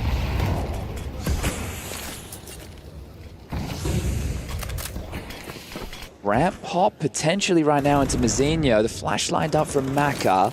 Here they come. Okay, Mazzinho turns the flash. Can he track? Yes, he does. Gets away. No, he doesn't. Exercise and Lucky give themselves the man up. Blitz tuck to Stralis. Feel like this is going to be a guaranteed clear here. Maybe the smoke actually denies. Yep, that does. What is that smoke? He gets one. Lucky trades. Lucky keeping 3D Max in this now. 18 frags deep. Bomb on his back. Double kill in this round. And they're not rushing to the plant. Senzu was worried about secret this entire time and nobody's come through, so must start thinking sector clear. Smoke drop. Plant will go down.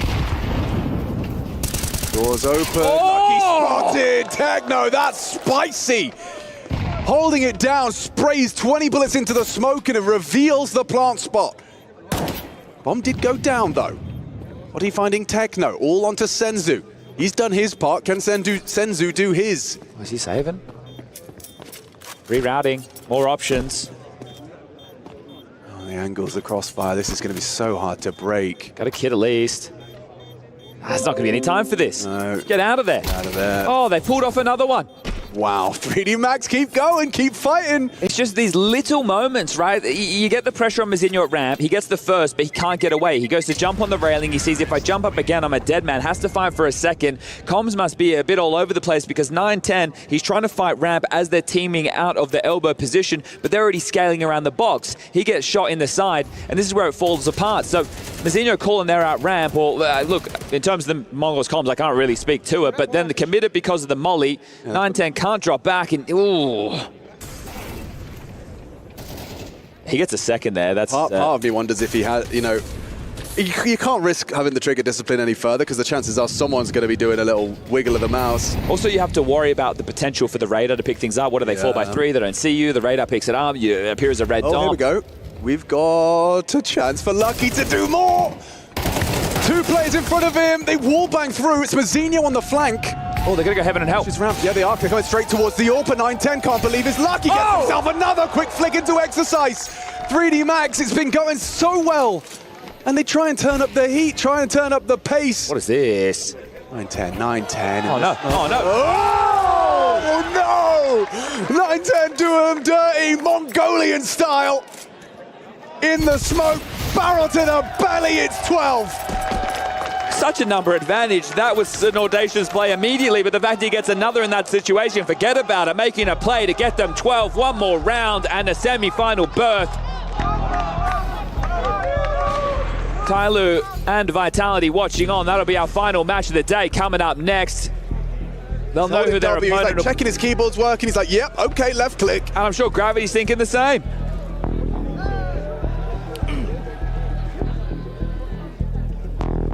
You Roblox oof just dropped. Hey. That one to the soundboard. Final timeout, final chance. Again, 3D Max. If you just had a better first half of play, it was your CT side. You've been trying as you might here on the T half, but it was always going to be an uphill battle.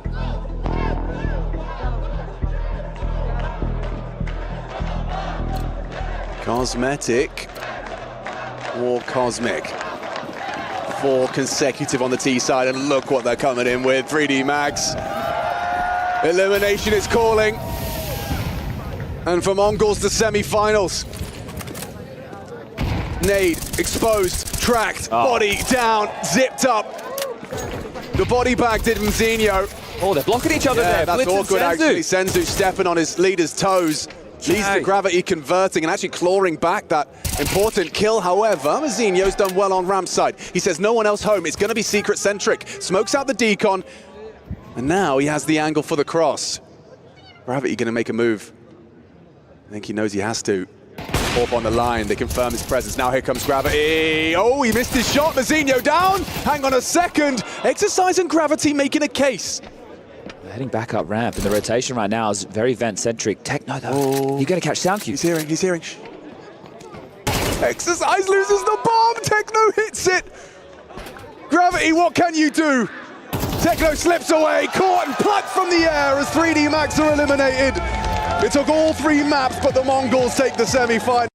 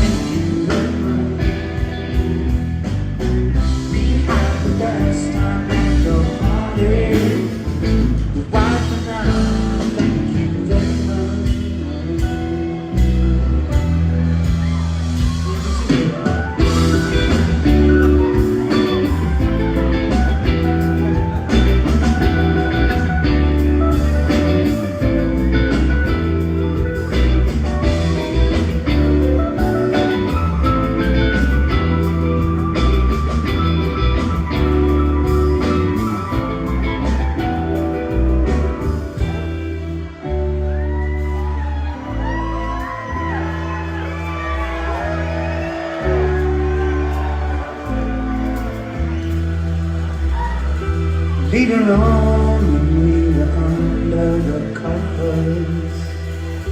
I closed my eyes and I drifted to sleep.